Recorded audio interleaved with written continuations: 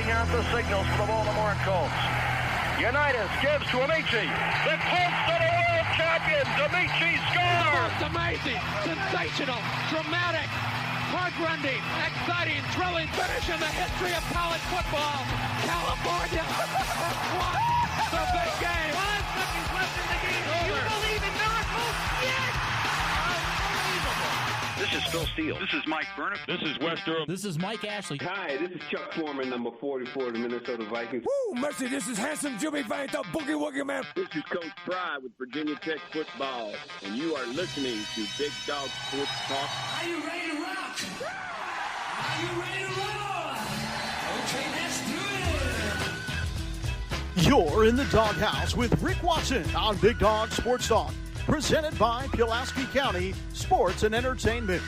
Join us in the Family Fencing Studios and chime in on the McClellan Chiropractic chat line. He's keeping cool with help from Little River Heating and Air, but this show is straight fire. And now, the big dog, Rick Watson.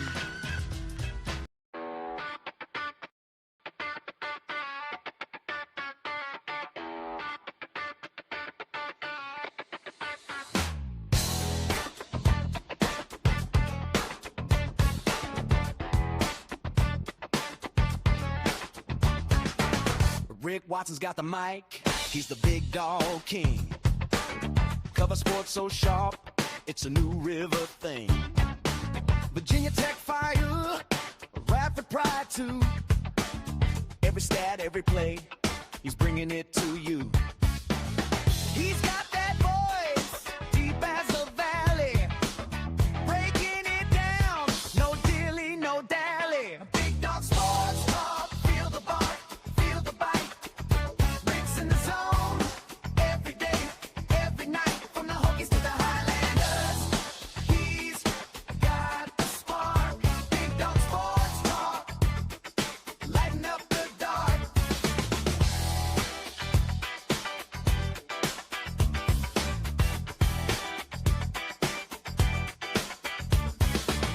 He's got the scoop, faster than a sprint.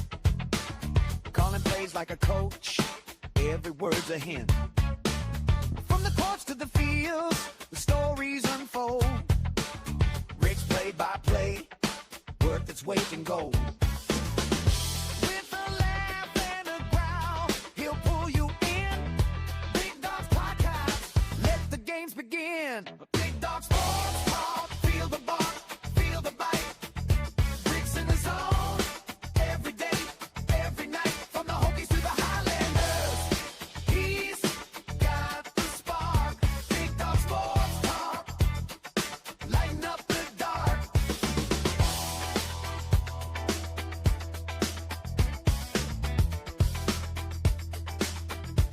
A lot going on here on the program today. My goodness gracious, we just keep it rolling along.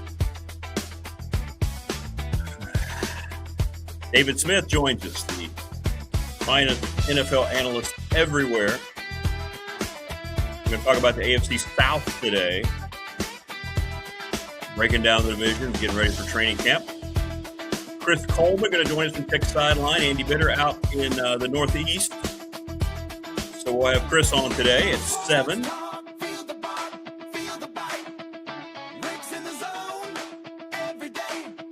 Ron Shelburne, Radford Hall of Famer. 2 Radford Hall of Famers today. How about that? 7:30. And then Dwight Vick. I mean, that is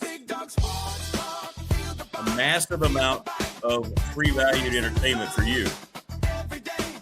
The less. Thank you, Daniel. Thank you for subscribing. Please subscribe. Come by anytime. Good morning, everybody. We indeed got our subscription from the Swiss poster. So we now have 14 different nations that are subscribed to BDST. Welcome, Switzerland. How's everybody doing? I hope everybody's doing okay. So we got a lot going on today on the show. My goodness gracious. Good morning, Prometheus. Good morning, T-Bird. As we get in the to David Smith here in the NFL coming up. A lot going on, a lot of things that we're going to get into. But tonight is the debut of Big Dog Pop. So I will put a post up. It will still be on the BDST channel. I have not made a separate channel for Pop. I'm going to see how it goes.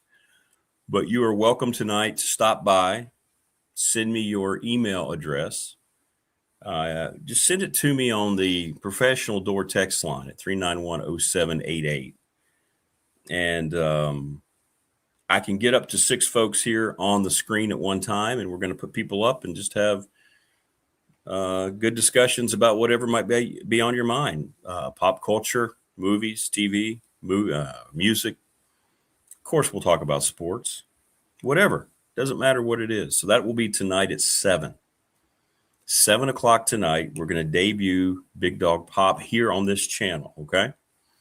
So you don't have to go searching for it somewhere else. All right? Please say Oma. Is that what I'm supposed to say? There you go, Daniel. I did it. I did. Well, Oma, is that what you're saying? Is that like the Nomar Garcia Parra? Good morning, Chris Lester. How you doing? Good to see you. So yeah, that's tonight, and we'll have a good time. It'll be a little more unfiltered than we are here in the morning live program. So we'll have a lot of fun, and we'll hope to have some good discussion. And I think it's going to become a big thing. I do. Well, to 7 o'clock tonight, Prometheus. 7 o'clock. Well, Trey, we're going to get into the AFC South today with David Smith. So you have to wait here just a little bit. We've already done the East and the North. We're going to get into the South. Have the Jags turn the corner for good? Are the Colts going to bounce back? What's going on in Tennessee? But I think there's one team in that division that stands above the rest, and we'll see if David Smith agrees. From Shelburne's Casa, deep in the Snowville woods, Big Ron comes out today with story time and carrying a box full of Farm Bureau brochures. BDST is alive. You're kicking. NFC will be next week. We'll finish off. Well, no, I'm sorry, 2 weeks. Sorry. We'll finish off. We'll do the AFC West next week, and then we'll start with the NFC, the East, then the North. So you'll get them in about 3 weeks. And I'm telling you, Trey, I don't care where you go. When you watch the segment today with David Smith, you're going to go, why do I waste my time with anybody else, especially those bozos on ESPN? He is the best in the biz. And you will love it. Family Fencing, sponsor of our studios here. 540-282-94. Thanks to Jason Green. McClellan Chiropractic, Mark Hundley, 155 Walters Drive, sponsor of our chat room. Thanks to Mark. Go over there and get your back looked at if you're having some issues. We're presented each and every day by Pulaski County Sports Entertainment. Thanks to Jonathan and to Tim Miller. Yeah, it's an honor to be associated with the growth that they are providing throughout the community in Pulaski County and beyond. Little River Heating and Air's Charles Lee, 1095 Radford Street in Christiansburg, 540-553-2971.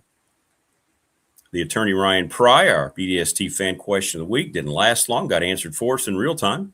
Trust and Estate Planning, 701 West Main Street.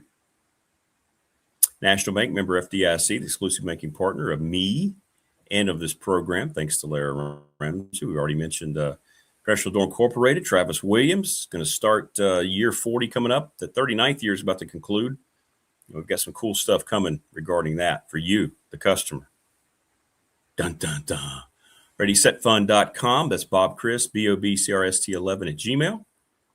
How your school group, organization, church group can raise money in within a week. If you have a certain goal you need, they can help you immediately. Sundown Electric, one of the best reputations of any business in our region down in Elliston. 5-star ratings, attention to detail, cost they keep low, quality of work, unmatched. So be sure to reach out to those folks. The NRB Super Bowl, we're going to have our bash. Terry, 382-5525. They're bowling for backpacks Saturday, June 27th, a week from this Saturday, 10 a.m. Make sure it's only $50 per team of 4 for 3 games. They're going to have raffles, prizes all day, and they're going to donate everything to school supplies to help out all the kids. So what a great cause, what a great community outreach by the Super Bowl, where we will be having our bash in July. And Lawson's Mobile Home Supply, since 1997, give James a call, 540-381-8011, 300 North Franklin Street. And I believe that's everybody. Brandon at Top Shelf Apparel as well. Appreciate that. Too early to tell, Trey. I don't have a Super Bowl winner yet. Can't get there yet. Got to get through training camp. Right now, my favorite would be the Rams, obviously, what they did with Myles Garrett. We touched on that last week, David and I. What's up, Austin? Good morning. How are you?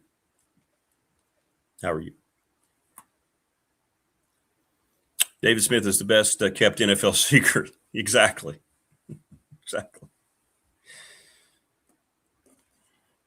And I know he's on my show, and I've known him a long time. He's one of my favorite people of all time, David Smith. So, I'm going to have an affinity for him. But if you just separate all that and listen to the things that he says, then you try to watch any of these morons who try to come across like they know things. And then you go to X and you see because it's all agenda driven. It's all click driven. Nobody's doing it in the best interest of just reporting and talking about the games and the sport and the players. David is just 100% in that.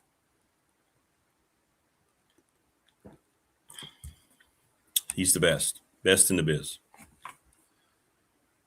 And I say that whether I knew him or not. If I didn't know him and I watched this segment, I would contact the host of this show. In this case, it's me. And I'd say, man, that guy you have for NFL, you better hang on to that dude. I do. I have a man crush on David Smith. I'm really close with his wife, too, by the way, who had a birthday a couple of days ago. I wished her happy birthday, belated. Well, not belated, because I wished her happy birthday. But Pebbles, happy birthday week to you. If you haven't met them, if you come to a Radford game, they sit right beside us on press row. They're on the courtside seats. You need to come by and experience to say, hey, would love to get David out to the bash. It'd be great. Maybe he can make it out. Maybe we can. I'll ask him on the air today. How's that? I know people have asked. We'd love to have him. I'm not sure about the Bills, Trey. I think their window might be we'll see. We'll see. I think the whole scapegoating of Sean McDermott is going to backfire on them, in my opinion. But we'll see. I might be wrong. Maybe they knew something internally we don't. But big fan of Josh Allen. But he hasn't won a damn thing. It's time. If you're going to do it, it's time. I'm a Broncos lifer, and I heard that throughout John Elway's career, and then he finally got his back-to-back rings. Will that happen with Allen? I don't know. We'll see.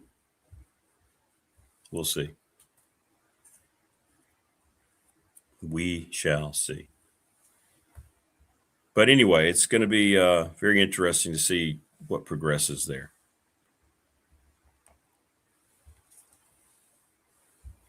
But we have a lot going on today. David Smith, Chris Coleman, Ron Shelburne, and Dwight Vick. That's a lot of show. I don't know how many texts people were. So apparently yesterday, and I'm going to stick by, I try to be consistent. I don't want to be like over here when one scenario pops up and then over here when something else pops up. So yesterday, apparently the number one allegedly high school football recruit decided to go to LSU. And Virginia Tech was in the final pairing and all this stuff. And he went to LSU and he, As a matter of fact, two players that had it down and Tech was there, both chose different places yesterday. And I had all these people texting me. And look, I appreciate the texts on the Professional Door text line, but bemoaning the fact that, Tech couldn't close the deal and asking me about money. Hell, I don't know the dollars. You're not going to outbid LSU. Virginia Tech's not there despite the money that they've received. They've done a great job with the money. They've shown that with the kids they've reeled in. And it goes back to what I've been trying to say since all this started. I've gotten criticism from people. No, I don't sit here and talk about recruiting a whole lot because it's not the same. I don't think it holds much other than the publicity part. It's awesome, but let's get people here. Let's see if they play here, and let's see if they develop here. Keep them here. And yesterday they lost that kid, and I guess at some point they probably felt pretty good about it. I don't know. It comes down to money. It came down to money. I've been telling you that from day one, and I know relationships are important, and everybody can talk about that, and they can promote this like it was, the old school way of doing things, but it's not. And I don't know how many times I have to share stories that in the coaches I talk to, but people don't want to change in the direction. They see all these commits. They say, wow, look at this coaching staff, wherever it might be. What a great job recruiting. Sure. But when you've got mega dollars behind you like LSU to prove it, you don't have to necessarily be a great recruiter. And people were a little upset about Franklin not being able to get. And my response to everyone, and you can tell me, I said, why? Why are you upset? Okay. So they didn't get supposedly the number one player in the state. Look at the progress that he's made. Look at the commitments that he has. You think everything's just going to fall into place overnight. And who knows, right? This kid might decide to leave the state and then say, you know what? Maybe I should go back. He may keep an eye on what's going on here, and he may fall out of favor somewhere else, and he may want to come back home. It happens a lot. So let's just see how things play out. Don't get down. You're not going to get everybody. There's not that much money. I've been saying this, and I got some pushback. It's amazing I get pushback, and then later when it happens, this $75 million gift, everybody was falling all over themselves, right? And it's great. It's awesome. It's a one-time gift. Nobody's ever donated that much. It's awesome. You got all this new $259 million. It's great. And the original thought is, boy, that's going to last a long time in today's. No, it doesn't. And you don't know how much is distributed amongst boom, boom, boom, boom, boom. You don't know what facility, whatever it might be. Money is always going to change. Always. Right? But I don't give a damn about recruiting rankings. I don't sit there and go, wow, look at that. They moved up in the composite 4.6 second, whatever it is. It's great for publicity. It's great for momentum. Fans get off on it. I understand why you like it. I understand why these sites enjoy it so much. But let's get people here. These kids all have to go through a senior in high school. This kid, he's not signing, right? Just like the Tech recruits. They haven't signed. This kid may go through his season. You think Tech's just going to go away from him? Right? Do you think James Franklin's going to see that this kid left and you think he doesn't know how to handle this whole thing? Let's just see what happens. That's right, Coach Elmo. You never lost what you never had. Move on. Move on. And let's see what happens with this kid. Let's see what happens with all these guys. We got a whole season. There's not one kid across the country that's verbally committed anywhere that's being left alone.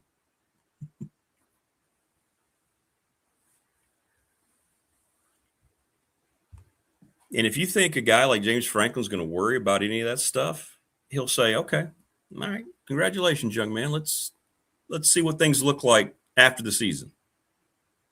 That's all.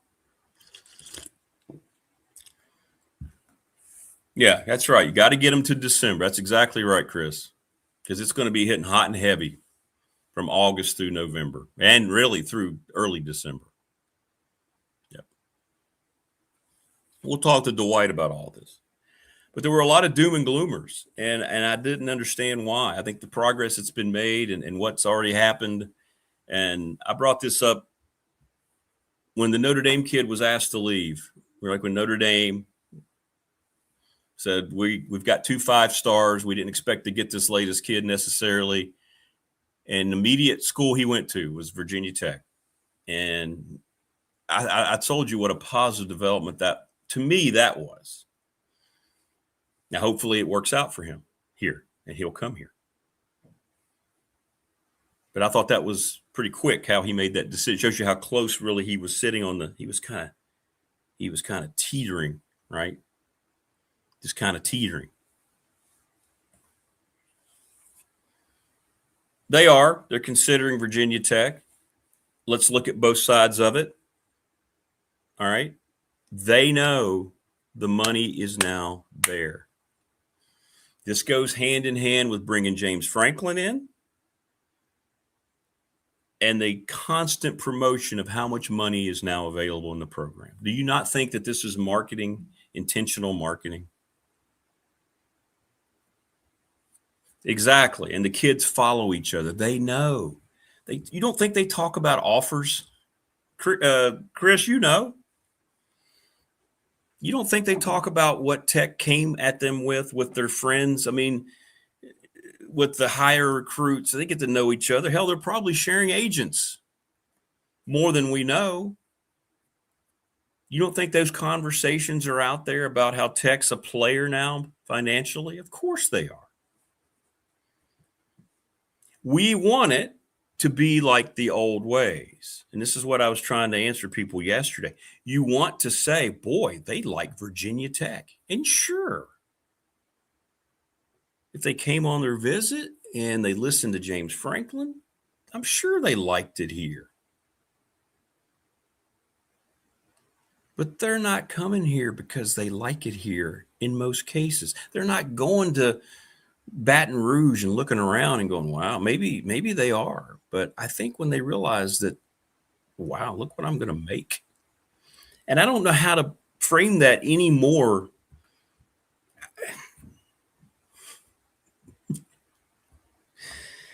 Let's just say that it's happening everywhere. And you're talking about 17, 18-year-old kids. You don't think that giddiness about 7-figure potential before you take your first collegiate snap has put them in a realm of relevance in their own mind? Come on.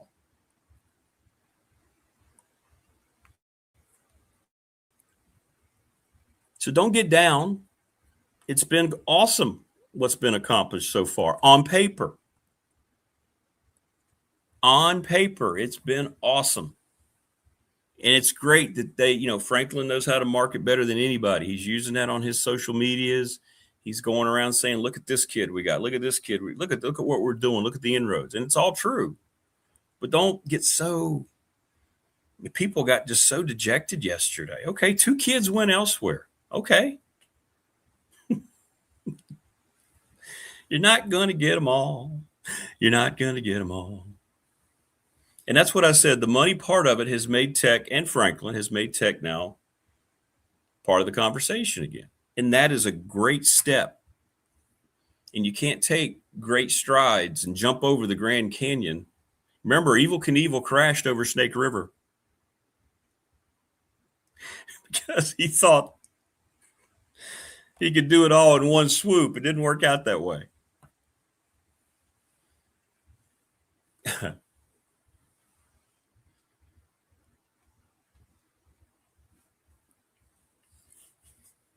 But anyway, we'll see. We'll see.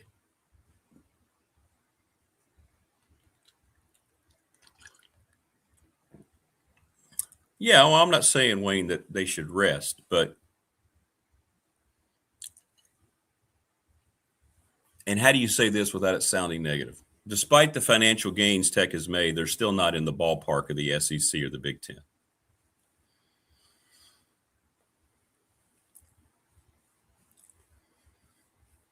But don't let anybody fool you, and don't let any of these sites and people, this is all about money. it would be all about money for me if I were a 5-star recruit. I'm not saying I'm above it. If I'm 17, 18 years old and I got 10 schools coming at me, offering me 7 figures, you get through your senior year of high school, man, you have a big year. Hell yeah. Come on. One thing we try to do is be real. We try to filter out any BS. I'm not going to sit here and try to – I talk to enough people. It may not fit the agenda of some.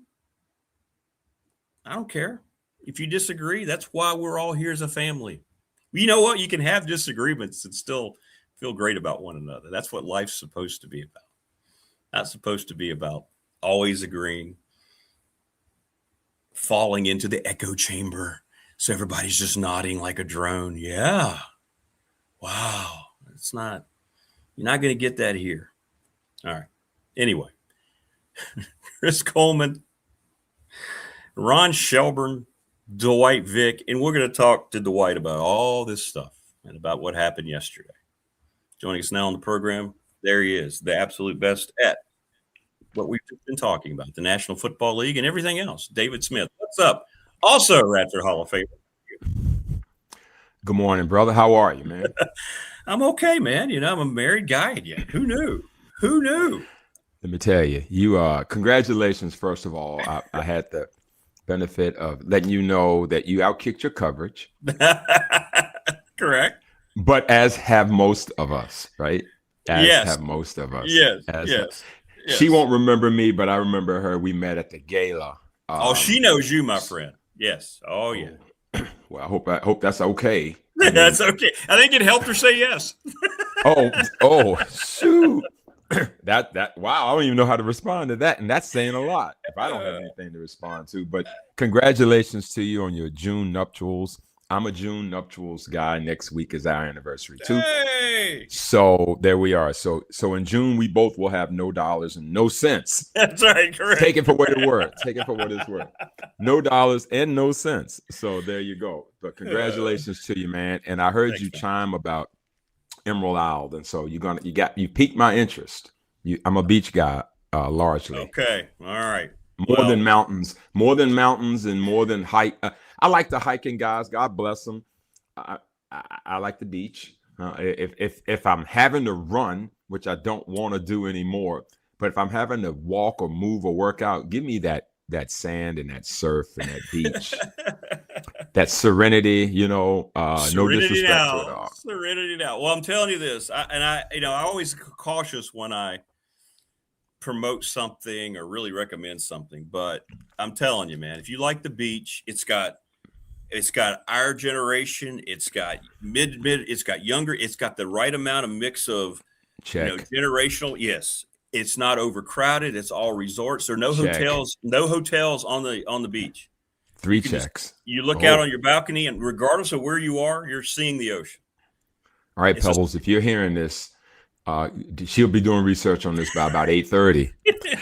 That's all we talk about. Yeah, it's a south-facing beach, and they're clean. And where we stayed in the resort, they had chairs and umbrella. I thought we'd have to pay for them, right? Yes, right, like you always do. Yeah. So we're like, hey, how much is it to get a chair and umbrella? You're like, nothing. What? No, that's in your fee. Okay. Since it's in there, I'll use it. What the heck? So we sign them out, every day, bring them. But I'm telling you, I highly recommend it. If you haven't been there, it's worth it. Is it North Carolina or South Carolina beach? Or is it Georgia? It's North Carolina. It's right there on the coast. Yeah, it's North Carolina. You're going toward Wilmington. You pass Benson. You go by. It's all right there on the coast, man. Nice, awesome. Nice. Well, there you go. All right. Well, appreciate the testimonial. Well, thanks for the kind word. Thanks for the kind word. So you've been giving these YouTube ads are now hitting your show more often. So maybe the algorithms will throw that up there for folks. Maybe so. Maybe it'll just pop up. Well, it's a sign of progress, right? Well, we appreciate it. And by the way, congratulations on that. I thought the same thing. I not knowing anything, but when I started seeing ads, I said, I think my man has arrived at the big time. That's a big thing. Mm-hmm. The rewatches are pushing this thing. It's crazy. It's crazy what the information I get, how many people go back and watch.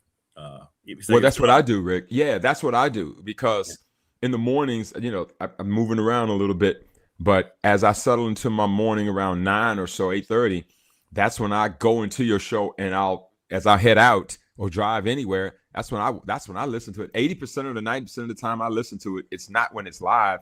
It's just I'm too active then, or just moving around. It's after the show or so. I missed the chat.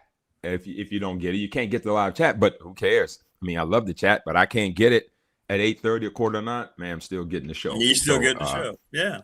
I listened to Matt Rowan yesterday. He was on around 8. I got him about 10:15. There you go. And so, that guy's a great guy. I'll tell you right now, I don't know him at all. I've never met him.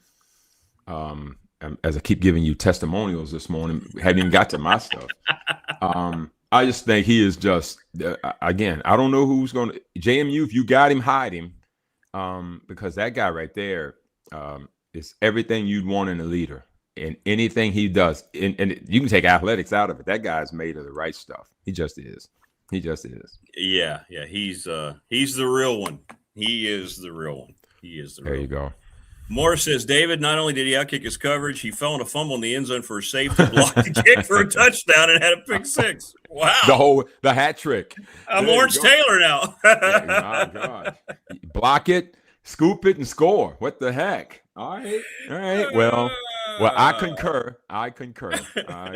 But that's a good thing, man. That's a good thing. There you go. By the way, before we get into the AFC South, Lawrence Taylor, greatest defensive player of all time, right? Is there somebody else for you? He's it for me. Now he's it for me because he got the MVP as a defensive player in a time when he was also playing in the NFC East with the Eagles, who were really good then. They were really good then. Really good. Between Jaworski and Randall Cunningham at quarterback. And he also was doing that when the NFC had the Niners with Joe Montana playing at that time. The Bears with Walter Payton, they had just won the Super Bowl the year before. I think he got the MVP in 86. You think about all that was going on at the time. And the AFC had Marino. You had Elway playing. You think about the league at that time, it's just insane. The Chargers were a threat. I mean, it was a lot of really good teams. Just in the NFC alone, again, you think about that. So, to me, he is it. I think that Reggie White has got to be considered a dude too. He just does. And because we're caught up in certain time frame things, and I'm a fan of these America's Game shows, network, the ones that comes on NFL Network. Go back and look at the Steelers, and go look at how great Joe Green was during that stretch of 10 years with the Steelers. Me and Joe Green, number 1 pick in, I think, 70 from like North Texas. Go look at how he destroyed everybody for about a 5 or 6 year period. Toward the end, 10 years in, he kind of was a little less than that. But for my money, Lawrence Taylor, because he again, game changers from the position. No one quite like him. And then when you hear coaches talk about him, that adds, I know what I saw as an impressionable, I guess, college student at the time, high school to college student. I know now from hearing what others say that played, Rick, that's in addition to what we saw, that just adds it to it. So to me, I went way too long on all I had to do was say, yeah. I could have just said, yeah. Is he yours? Yeah, absolutely. 100%. Bill Walsh had a separate book just for Lawrence, had Lawrence Taylor on it. 100%. I heard, and Bill Parcells, who doesn't hand out bouquets often, talks about certain plays where Lawrence would go off script and still make the play. And they would be like, well, Lawrence, you can't do this. And Lawrence would come back and say, it said to Lawrence, it's not what we call. He said, well, you ought to add it. He just would go off script. And so, Lawrence Taylor, absolutely. He's tops for me. Well, we've been talking about the AFC South, and this is a division that it's interesting. I don't think they're going to have the same strength from top to bottom, but I really think there's one team you and we haven't pre-spoken, folks. We don't get together a whole lot and talk about the exact details, but there's one team in this league that we think, as long as one player bounces back, that has a real shot to be playing late in January, and I think we think that team resides in the state of Texas. And Rick, we talked often on the show about you and I. We talked about having differences. I heard you tease that as I logged in, but there's also things you and I see alike, and we subscribe to the fact that coaching in the NFL, probably as much as anywhere, matters significantly as it builds culture and it builds habits and a leader of men kind of thing. That's why you and I and the Dolphins last year, as much as Mike McDaniel was a nice enough guy and made people feel a certain way, when you got to push certain buttons to get 53 alphas to go a certain direction, he was not the guy to do that. But DeMeco Ryans is the guy that does that. And so you and I are fans of him, like we like Mike Tomlin. We love these folks that can, Sean Payton's a lot like that too. Sean Payton and Bo Nix, they have that same kind of relationship where they're just at each other, but it wasn't perfect for him with Russell Wilson when you think about the disconnect between them.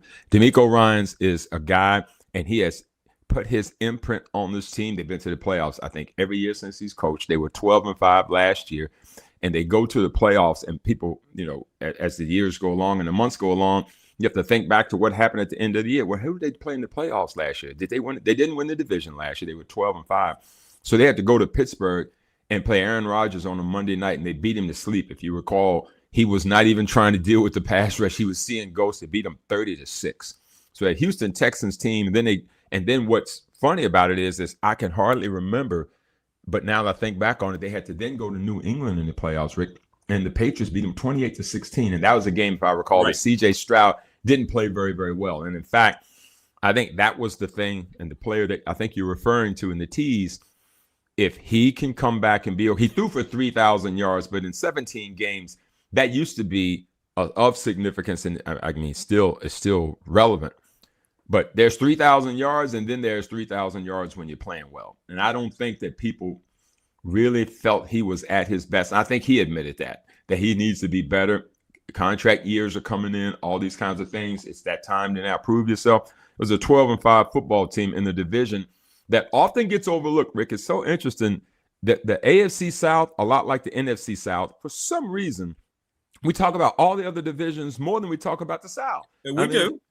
For whatever reason. But it's interesting to note that the Texans and the Jags and even the Colts last year, and we'll get into the Colts, early on, you couldn't tell how that thing was going to play out relative to who was going to be at the best. And here's what's funny about Houston last year. If I'm not mistaken, when I looked at this stuff last night, I wanted to pull it up this morning to make sure I was right about it.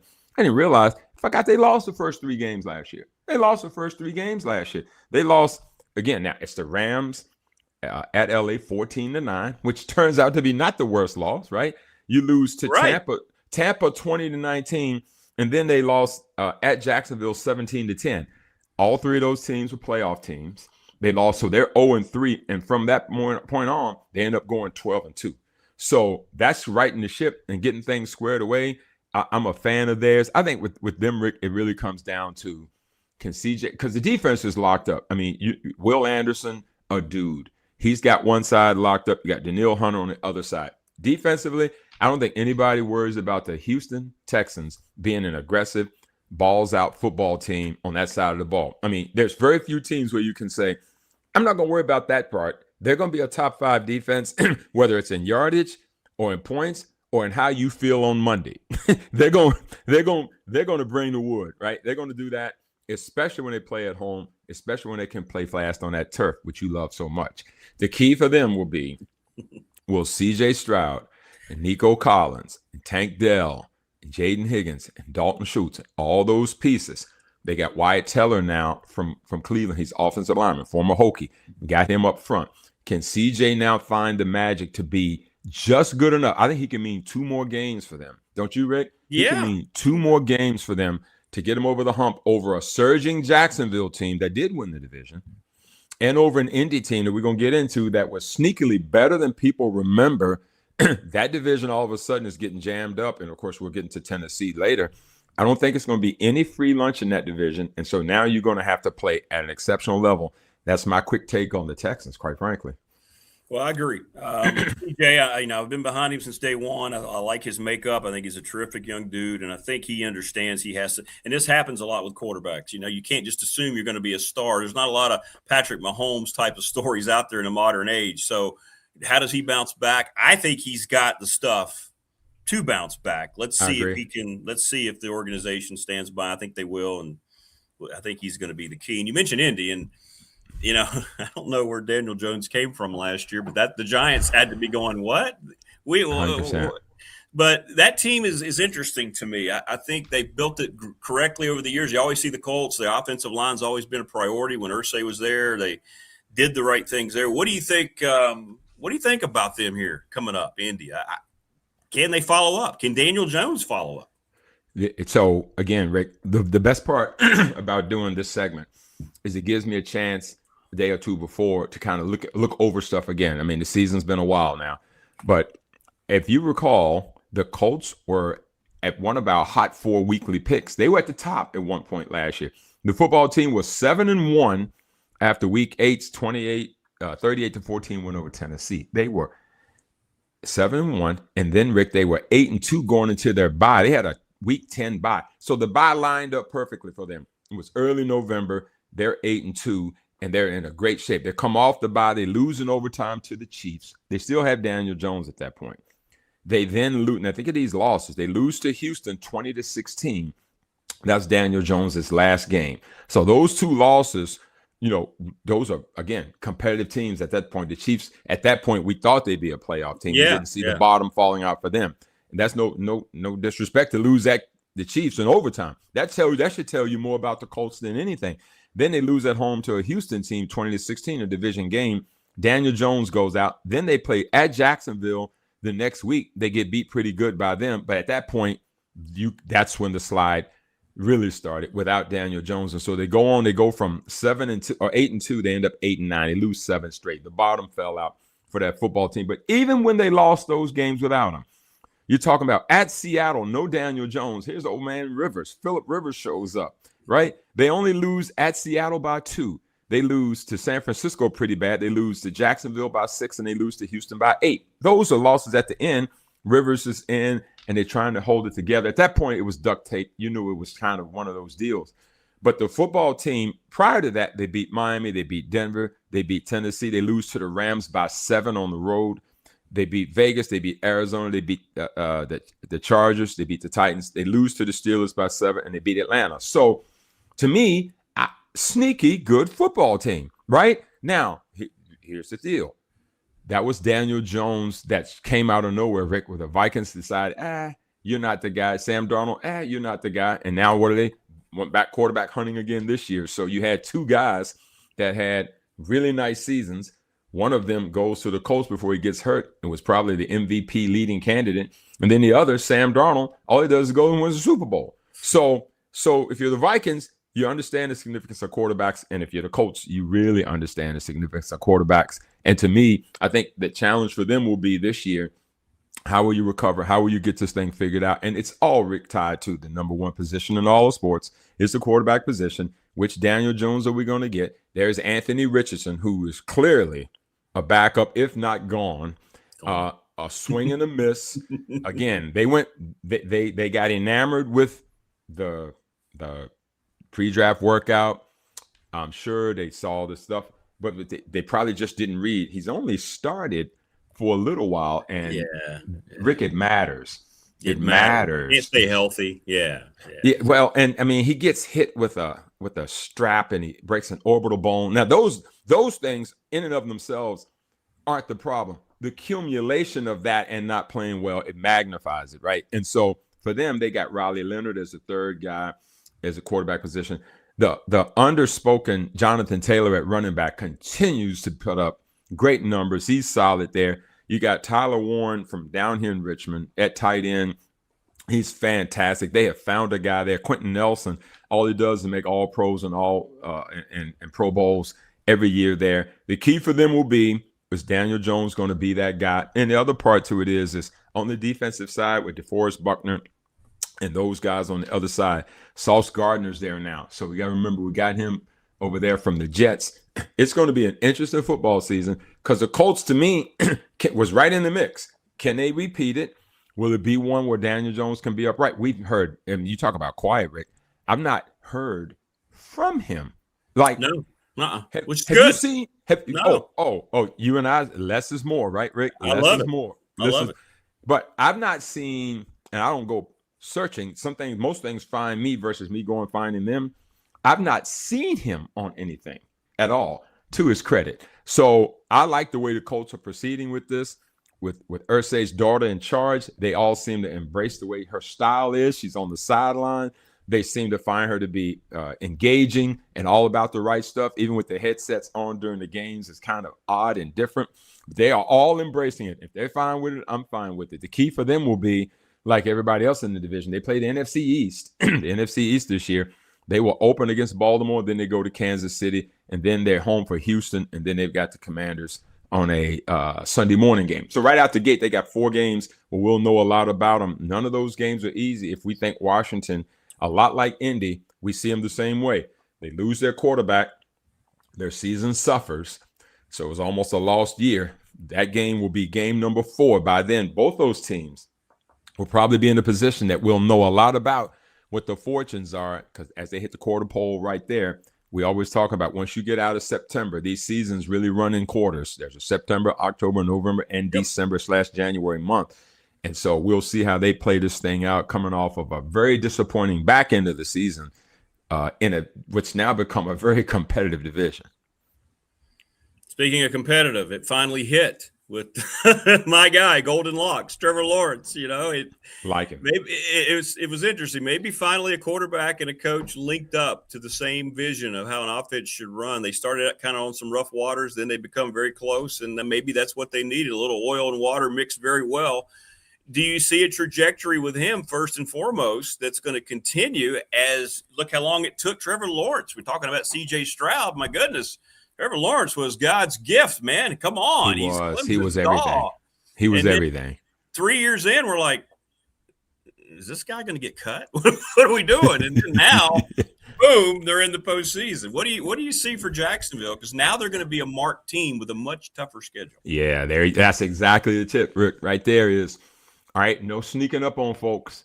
All that Duval, all that's okay. That's fine. You won the division now, brother. You hosted a playoff game. You're 13-4 last year. Absolutely. And you allowed Buffalo to come in there and sneak one out on you 27-24. So it's like, if we are like some to believe that these things are progressive in nature, then we feel like the next step is for them to advance in the playoffs. They had a home playoff game as a division winner, a 13-4 record. Pretty good season right there. If I'm not mistaken, I think they weren't even a 4 seed. I think they were like a 3, maybe. At 13-4, it's hard to think that they weren't higher than a 3 seed. They may have had a chance to get a second game at home. Nonetheless, they had a fantastic season, Rick. And again, they changed the coach, symmetry with the quarterback, GM, coach, quarterback. You need to have alignment there, it seems, to be a formula for success. And it seems like Jacksonville has settled into that. You got a lot of excitement down there.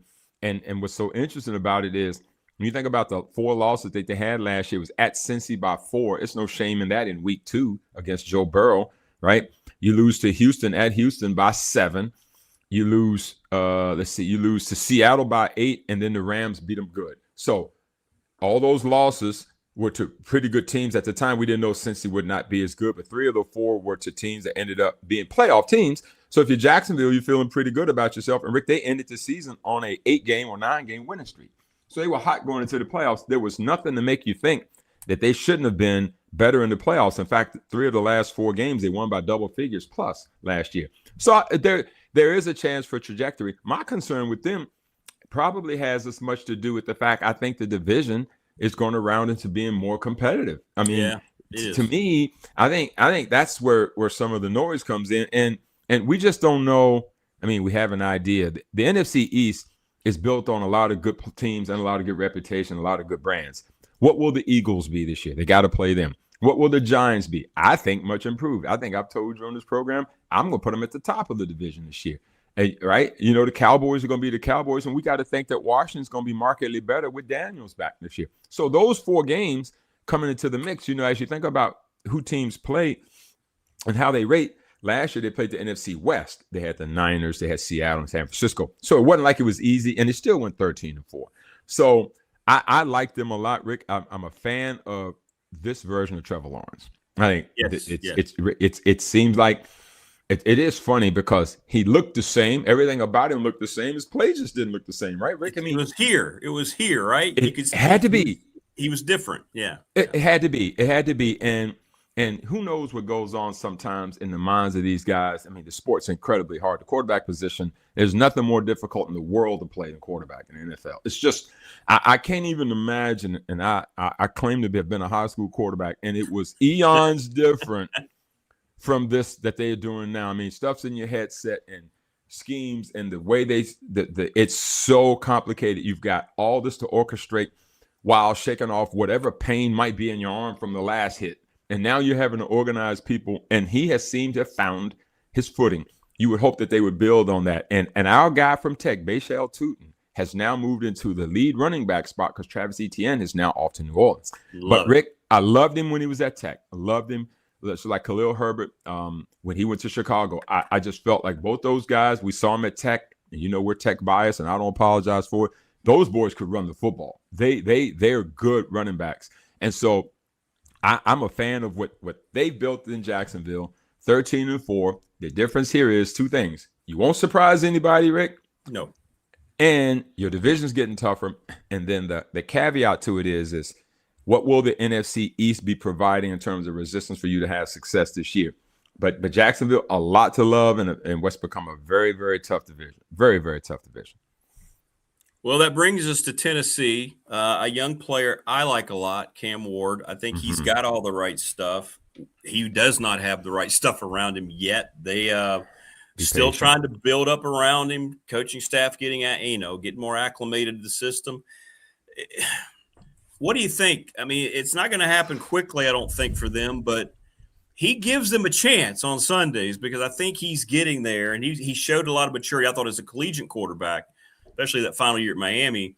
Mm-hmm. What do you think, first of all, about Cam Ward? Is he a doer in this league, or is he going to be one of these guys that gets washed out because his organization never gave him what he needed to blossom into a number 1 overall pick? Well, similar to who we just talked about with Trevor Lawrence. And look how long it took him, right? And so if you're going to get the number 1 pick as a quarterback, that probably means you had a lot of needs. And the same thing happened with Jacksonville. You're not going to be the number 1 overall pick and go into a great team and be a good quarterback. You go into a team that needs help. And so in Tennessee's case, if you're a fan of Tennessee, it may be by the time that new stadium gets built in 2030 before you start to see all of the success that is going to be needed for you to be okay. I think, Rick, they won 3 games last year. Would we not be pleased if we saw them at 7-10 this year and say, you know what, that's a pretty good year, and knock off maybe a Dallas or somebody like that, or an Eagles, and you say, you know what, there they are again making noise. It would be surprising to me if they had a winning record this year, but we've been surprised before, right? I don't know. Did we have Seattle winning the Super Bowl? Did we have Seattle winning the Super Bowl? I don't think we had Seattle winning the Super Bowl. I don't know, but we didn't think they were terrible. But I mean, did you see New England going 14-3? I didn't have New England going 14-3. No. So right people in the right place. We'll see how it goes. Cam Ward's got Tony Pollard with the running back. Mitch Trubisky is his backup, and Will Levis is backing up the backup. So and then on the roster is a 4th one. I saw that Hendon Hooker is on that roster too. So Cam Ward is the right guy, though, Rick. And to hear him talk, he is taking it so seriously, and he is not happy with not winning football games. In fact, I think he got dinged last year at the end of the season in the last meaningless game of the year. And he could not have been more bothered that he didn't finish every snap for the season. He wanted to finish every snap of the season. I like that kind of guy on a football team that was going nowhere but to pick up a black trash bag and clean the locker at the end of the season. But that's what you need. You need guys that I remember seeing Michael Irvin talk about after going 1-15 when Jimmy Johnson got there. He got with Jimmy Johnson, and he said, after they had won national championships, he got to Dallas. He said, these guys aren't about winning, Jimmy. He said, he needs to go. He needs to go. He's just trying to pick up a check. So cleaning some of that up, bringing in guys that have that mindset is going to be very, very important. They've got pieces, Wan'Dale Robinson, Calvin Ridley. Sometimes you have to remind yourself who's on these football teams, and is there reason for optimism? Don't you think, Rick? Sometimes absolutely. Because of the movement that goes on we sometimes have to see, well, who do they even have in the hopper that can maybe make some moves? I feel like for them, they'll end up in 4th in the division, I think. I think they're going to surprise some folks as they move along. I think for me, though, I'm such a fan of Cam Ward that I think he's the right piece. He's got the right stuff. They're going to have to be patient and understand that it didn't just go bad overnight, and it's not going to get fixed overnight either. So for me, I've got them finishing 4th in the division. I've got, weirdly enough, I got Jacksonville finishing 3rd. I've got Houston finishing 2nd. And I'm going to take the Colts to sneak in and win the division. That's the second tipped that one off a little bit. I can't say I'm blown away. You kind of led into that a little bit last week. All right? So, I'm glad I'm not playing poker. I'm not showing my hand too good here. I'm not showing my hand too good. But here's the thing. It's just because there's been so much of this that's happened in the league that it can just, again, but I should put an asterisk beside it, but I won't. Daniel Jones has to be the quarterback, and he has to stay upright. The moment he doesn't, my pick will be blown out of the water, in my opinion, and it still may be blown out of the water because if Houston is in who I think they are, they might be right back at the top. But remember, Houston didn't even win the division last year. They were 2nd in the division last year, 12-5. Jacksonville was at the top at 13-4. So that's how I see the division playing out, and time will tell. We'll see how this thing plays out. Well, and to your point, I think it's a great point. We focus so much on the quarterbacks, and I understand why, especially at that level. But you have to look around and say, okay, what about his receiver? What's his primary target? What kind of a running game? What kind of offensive line does he have in front of him? What kind of weapons can this guy? And it's the same thing as somebody said in chat. We're talking about, Trevor Lawrence, and we're talking about, C.J. Stroud. Does C.J. Stroud have the kind of piece? You highlighted them when we went over Houston. Do they have the receiver, somebody that can be, that outlet, the guy, that relationship? Every great quarterback has at least one guy that he seems to be mentally in tune with above everybody else, right? They just kind of link up. Is that going to happen for him? Is the running game going to? So we focus so much, and I get it on the quarterbacks, but it's sometimes important. We forget there's 10 other guys. Ask Troy Aikman. Troy Aikman will be the first to tell you he's in the Hall of Fame on the shoulders of everybody else. Incredible offensive line, incredible running back, incredible tight end. I mean, when you can go and name Nate Newton, and you can name Larry Allen, you can name all those guys, Stepnoski, and on you go. Novacek. I mean, listen, we can name those guys, and he was a big part of it. But he was the driver of a great car. And now we need to see if Cam can get pieces to ride with him and make that thing happen. No question. Absolutely. Well, it's great stuff as always, my friend. And the next week, AFC West.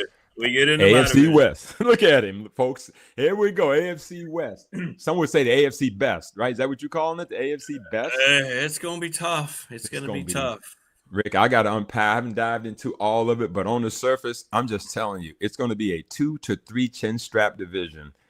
It's going to be really serious. That thing is getting good. There are no days off when you play in the AFC West. That's for sure. Should be fun.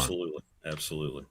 Great stuff, my friend, and I hope you have a great week. And when your anniversary hits early next week or middle next week, when is next Saturday, 27th. 27th, year 39. Year 39. That's crazy. That makes awesome. No sense. Year 39. She has kept me that long. I'm a lucky guy. Congratulations. That's awesome. That is about the same as you. 39. Hey, day 10. Woohoo! Yeah.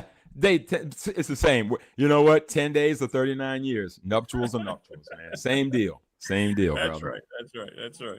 Well, I'll be able to give you an updated happy anniversary next Thursday. That'll work out. We'll do it, brother, man. Congrats to you and the bride again. Please tell her hello from me. Thanks, man. Appreciate you, brother, as always. Yes, sir. See you next week. We'll talk. All right, man. Take care. There you go. David Smith, our NFL correspondent, the absolute best.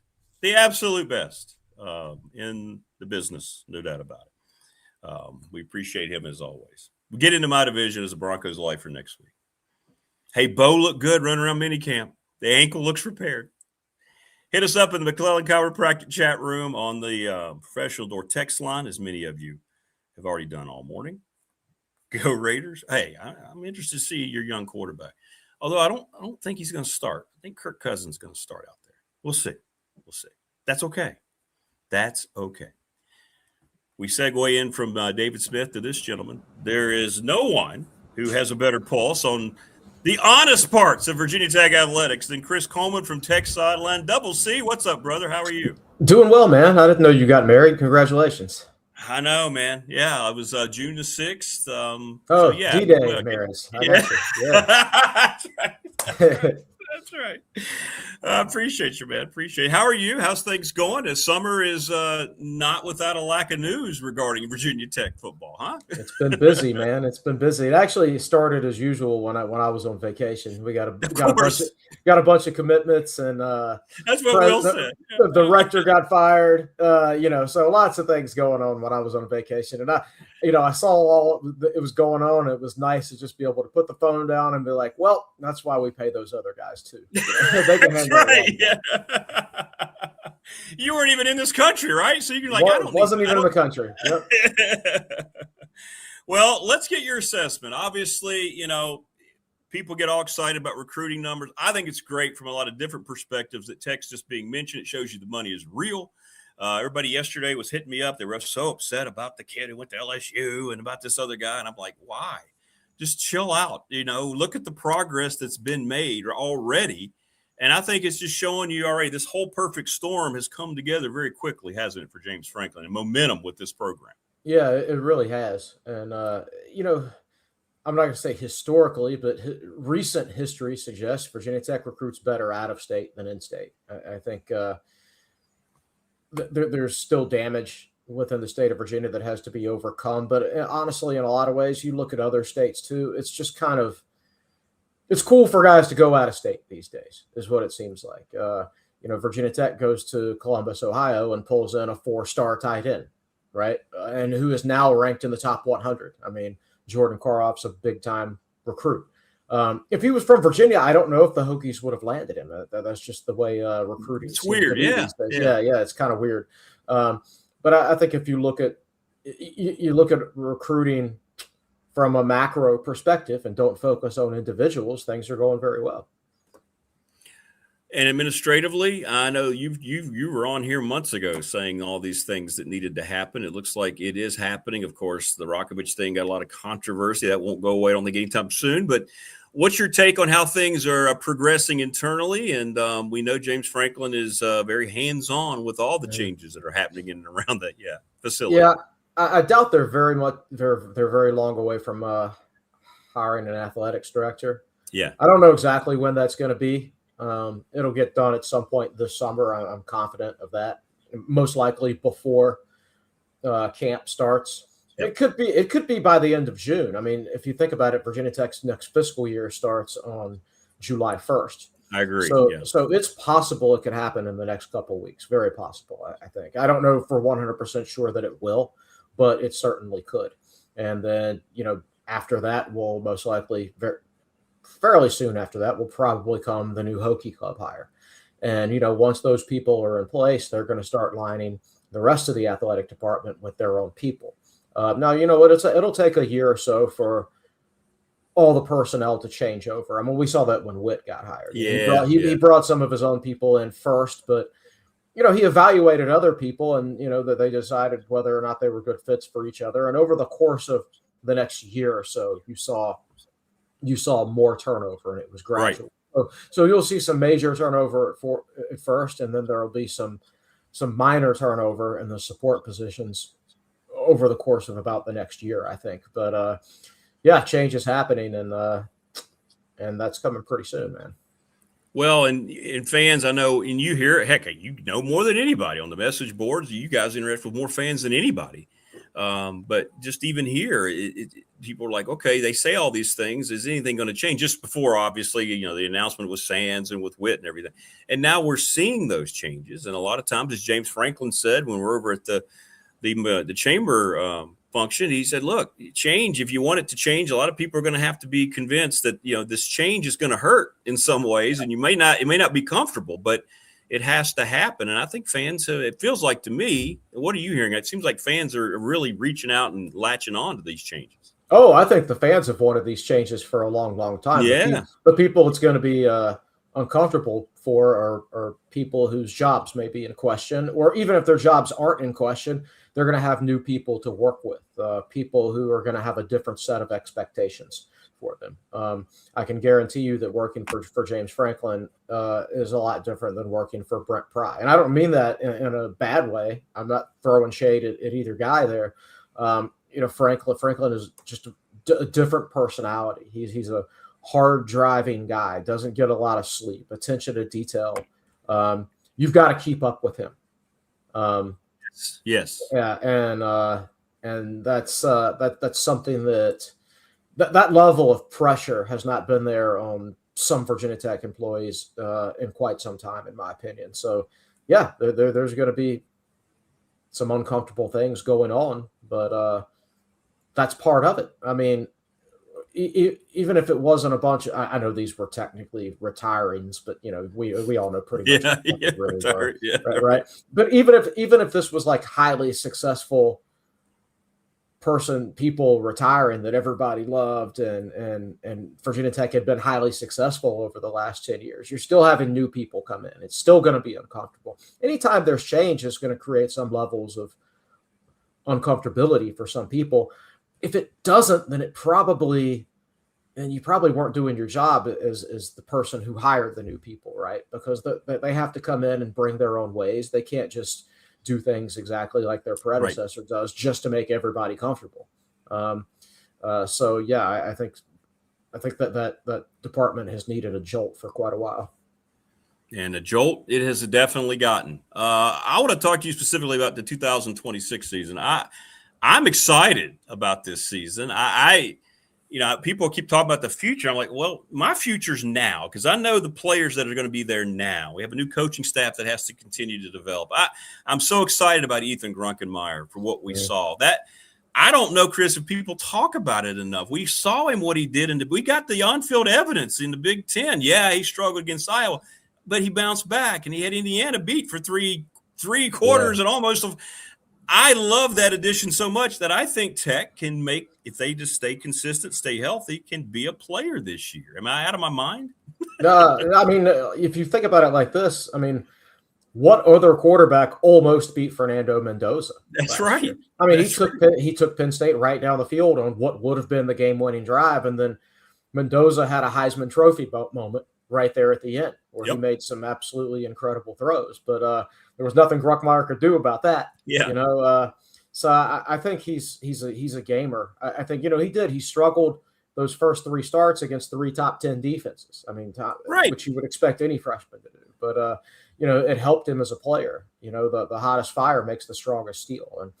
And once he started going against some normal teams, he started playing better and better. And by the end of the year, he was playing really well, especially in that bowl game against Clemson. So I think he's a pretty good player already and still has a lot of room between his current ability and his potential ability. So a lot of room to improve. He's going to be able to make throws that Virginia Tech quarterbacks either couldn't make or weren't comfortable trying to make, in recent years.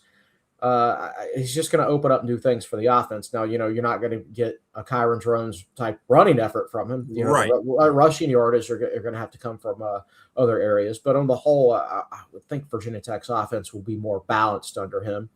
And I do think he's going to probably have a good year. And when he does, and the team does, you're going to look at it and say, wow, this guy's got 2 more years left. We've got a lot to be excited about. Yeah, exactly. And, the assistant coaches spoke to everybody, and, they're always going to be optimistic. And I was watching the offensive line conversation very closely, and I hope that the guys that they talked about is really 12 guys. That would be great. How long has it been since you've been covering this team? How long has it been, this drought between a really good competitive offensive line for Tech, right? I think you look at those couple years under Vance Weiss when Tech probably went, 9 deep on the offensive line, and there was a legit rotation across the board, and you don't see that very often. I mean, you saw it some, the 1996 line was like that, 99, 2000, those lines were like that. Generally, like offensive lineman is like relief pitching in Major League Baseball. Everybody's trying to get another reliever to at the trade deadline, right? Even your best teams are like, man, we could really use another arm, especially these days. So I think that's that's always going to be the case at Virginia Tech and just about every other school. You're always trying to add as many offensive linemen as you can. Now that you're up to the 105-man scholarship limit, you've got 20 more scholarships you can offer. I would dedicate a few of those to offensive line for sure. I would take an extra offensive lineman or maybe 2 every year. It's such a difficult position to evaluate. You want quality. Sometimes you increase your chances of finding quality by increasing the quantity. Right. So I would try to bring more of those guys into the program. And yeah, you would see a lot of turnover, but you already see a lot of turnover these days. It's an extremely important position. That's going to be key to Virginia Tech's offense this year. I think the quarterbacks will be good. I think the running backs will be good. I think obviously the tight ends will be good. I think the wide receivers will be good enough. How much depth they have, we'll see. There are bodies there. We just don't know how good the backups are at this point. How improved is that offensive line? Even just an improvement to the average level would be just a massive level of improvement absolutely. compared to last year. Absolutely. I love that analogy, by the way. You're right. It's like a bullpen, and your closers, your blindside tackle, whether it's a left or right-handed quarterback. I like that. So what is your confidence level in the coaching staff? That's where my biggest questions fall. And I'm not doubting these dudes. Look, I'm not that guy, but new first-time coordinator. I'm still very curious about the Brent Pry readjustment back. I think that whole thing still feels weird. Maybe I'm just in the minority.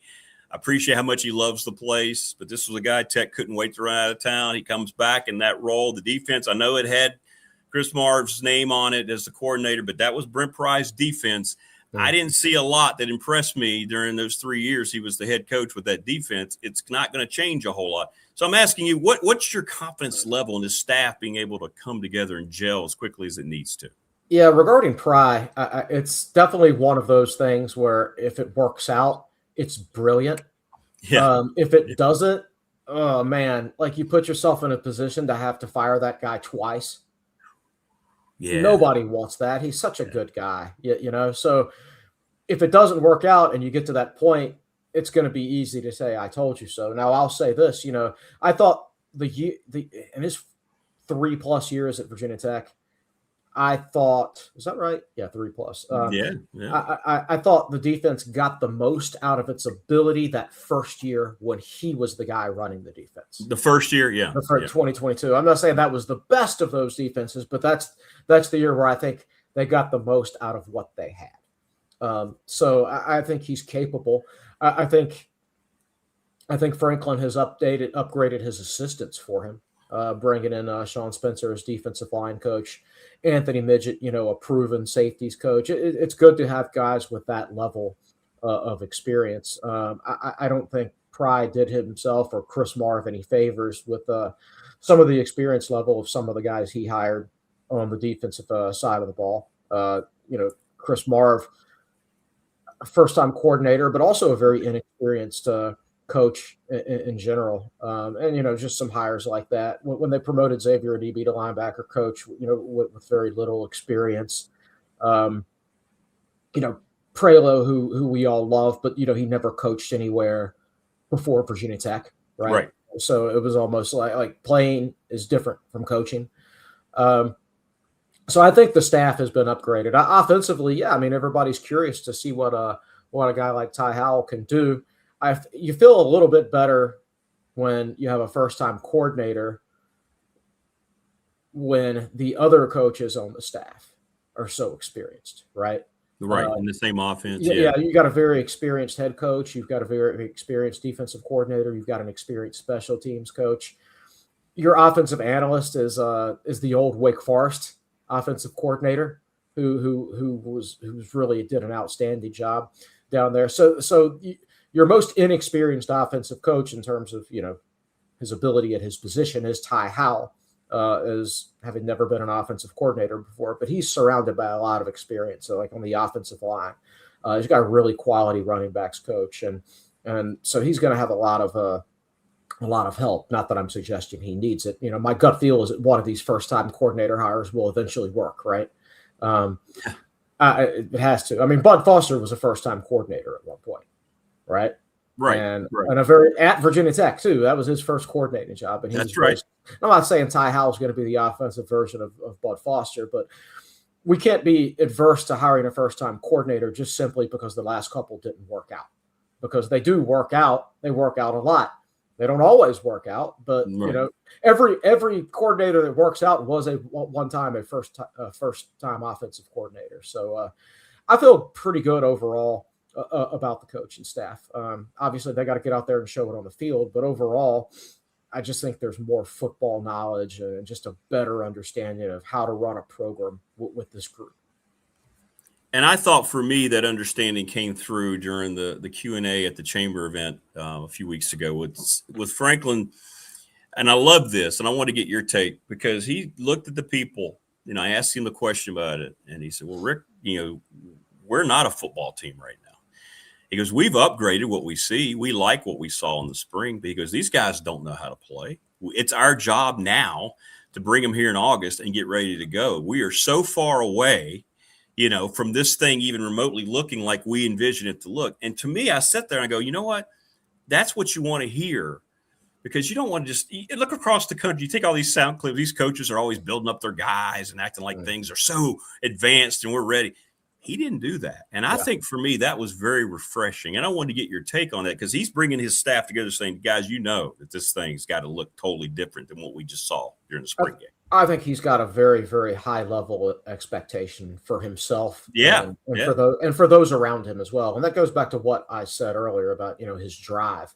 It's just on a different level than what we're used to around here. And I'm not saying Brent Pry wasn't driven or Justin Fuente wasn't driven or any administrator wasn't driven. I do think it's a different level. Yeah. I mean, it's a unique level with him. And I think he's going to try to hold everybody to a high standard. So what used to be considered good at Virginia Tech is probably considered average to below average for him. So, they're talking like they don't have any defensive tackle depth. I don't know that that's true. I think that Sean Spencer might just have a completely different level of expectation for his players, right? So we'll see, I guess, when they get out on the field this year. I think that's what you want. You want to always be striving for the best. You want to get to the end of the season, and if you go 8-4, that's not good enough, right? Yeah, right. I mean, I remember after the national championship, Virginia Tech had put on a great job building the program up under Beamer. They had 2 great years where they won 11 games under Vic. Then they went 8. Then they lost 4 games in 2000. There's my freshman year of college. They went on a 3-year stretch where they lost 4 games, and 5 games. And that was my first 3 years of college. And I'm like, gosh, this is my fault. I got here and they immediately got worse. I did this. Yeah, but they went 8-4, 10-4, and 8-5. And we were upset, right? And Bud Foster tweaked his defensive scheme. And, they had to get control of the program, with certain players and things like that. I mean, in hindsight, those sound like good results. But at the time, that coaching staff was not happy with those results. And the fan base wasn't happy with those results. We have to get to the point, again, where we think 8-4 is just like a meh season. You know what I mean? Right. Yeah. And where we're disappointed. Now, that spoils the fan base to a certain extent, but I'd rather be spoiled than everybody sit back and say, oh, we qualified. We're one of 158 teams in a bowl game this year, right? Good for us. Right. Yeah. Yeah. Right. So the expectations are getting raised. And I think they're getting raised, not only for everybody over there in the athletic department, but, for some portions of the fan base as well, who may have forgotten what it's like to be good and the expectations you had on a weekly basis. That's where right. You went out there and every week and you thought you had a fair chance to win every game. Win the game. Right. Yep. Right. Well, all I know is I watched 2 teams play in the ACC title game last year, and I was sitting there at one point going, they're not very good. So if that can happen, right? And now I'm thinking, why not? And when people get on to me, oh, man, you're talking to this team. I said, yeah. Did you not watch football last year in the ACC? Absolutely, They could be that team. Sure. I mean, yeah, the best team, obviously, in the ACC last year did not qualify for the ACC championship game. And you're going to see that more and more, with these massive conferences these days and the unbalanced scheduling factor of it, right? Which is why I actually hate conference title games. because sometimes they're not a fair reflection of how the season went. I mean, Duke had no business in that game. No. They ended up winning it somehow, Right. because, UVA, it's hard we saw last year across the board, it's so hard to beat the same team twice. Yeah, it is. We saw that in the SEC. We saw that all over the country last year. And I don't think that was necessarily fair to UVA. They had already beaten Duke, right? They had shown they stomped Duke in the regular season. They did. Actually. They did. I watched that game, but it's really, really difficult to beat the same team twice because that team lost the game and they go back to the drawing board basically. So you don't know what to expect from them from an X's and O's standpoint in the next game. It makes it more difficult for actually the winning team to prepare for that second matchup. Right. But yeah, back to the overall point. There's always some surprise teams in college football every year, due to the portal. I mean, just a couple of years ago, it was Arizona State in the playoffs, and they had gone 3-9 the year before and made the playoffs. So I'm not saying Virginia Tech's going to make the playoffs this year, but strange things have happened over the last few years since the playoffs have gotten expanded. So I think it's fair to have expectations for Virginia Tech, not necessarily to be a playoff team this year, but to put a competitive product on the field for sure. And I think that is exactly what's going to happen. And I know everybody's excited, and everybody who's a member of Tech Sidelines excited. I know you guys are. I got to ask you real quick about the whole Brendan Sorsby disaster. Thank goodness the kid himself decided. Well, we found out this morning that he was told he was not going to play. It looked like maybe he'd stood up and accepted responsibility. Yeah. But your thoughts on all that and what it would have meant if he was out there at any point in 2026 taking a snap after what he had done? I mean, you'd have so many ticked off coaches, right, going up against him, and probably some ticked off players as well. Yeah. If he did something against the rules and got to play, because John Smith, defensive end for LSU, who maybe would like to gamble but doesn't, right? Yeah, right? He gets a shot on Brandon Sorsby, right? So I honestly think Brandon Sorsby stepping away or being forced to step away, whatever it was, might have been beneficial to his own health. And it certainly would have created a months-long controversy over one player that just doesn't need to exist in college football, And Texas Tech, I mean, they tried to fight it tooth and nail. I don't know if that was just them being jerks or because they were contractually on the hook to pay him no matter what. If they just wrote their contract poorly, right? Like if you write into coaching contracts, well, you get your money if you're fired without cause, i.e., you just don't win enough games, but you conduct yourself properly. But you don't get your buyout if you're fired with cause, right? Why is not in there for players' contracts these days? I mean, it should be, but I imagine what these contracts look like at a whole bunch of different schools varies. And I've never seen his contract, of course, so I don't know. But I think it made Texas Tech look bad for sure. It certainly ticked off the rest of their conference members. And I think it's interesting that the court ruled in favor of the conference, and they never rule in favor of the NCAA. So it kind of shows the conferences have more enforcement power these days than the actual NCAA does, which is pretty insane when you think about it. That's a great point. And I know you're enjoying the World Cup, right? People may not know, but you're a massive soccer guy. I know that. I go to a game every year over in London, and big soccer guy. I thought the U.S. That's the best I've ever seen the U.S. play in a World Cup setting last Friday night. They got a shot, you think? They're better than I thought they would be. Their talent level is improved. If you look at it, 9 of their 11 starters now play for big top division European teams. And one of the 2 who doesn't was Tim Ream, who played for Fulham for years. And they've even got a few guys like that coming off the bench. So you've got top level teams or players from top level teams backing up players from top level teams. So their talent level is improved. The coaching is just light years ahead of what it was. And we got a lot of guys that are a good fit for Pochettino's system. I know a lot about him because he used to be Tottenham's manager, and that's my team. I thought their ceiling before was round of 16. I think it might, depending on who they draw. I think their ceiling is probably round of 8. Now, I'm not saying they'll make it that far, but they're at least a round of 16 team to me. Which, when you consider that the World Cup is expanded this year to 48, up from 32, I think they've made massive strides.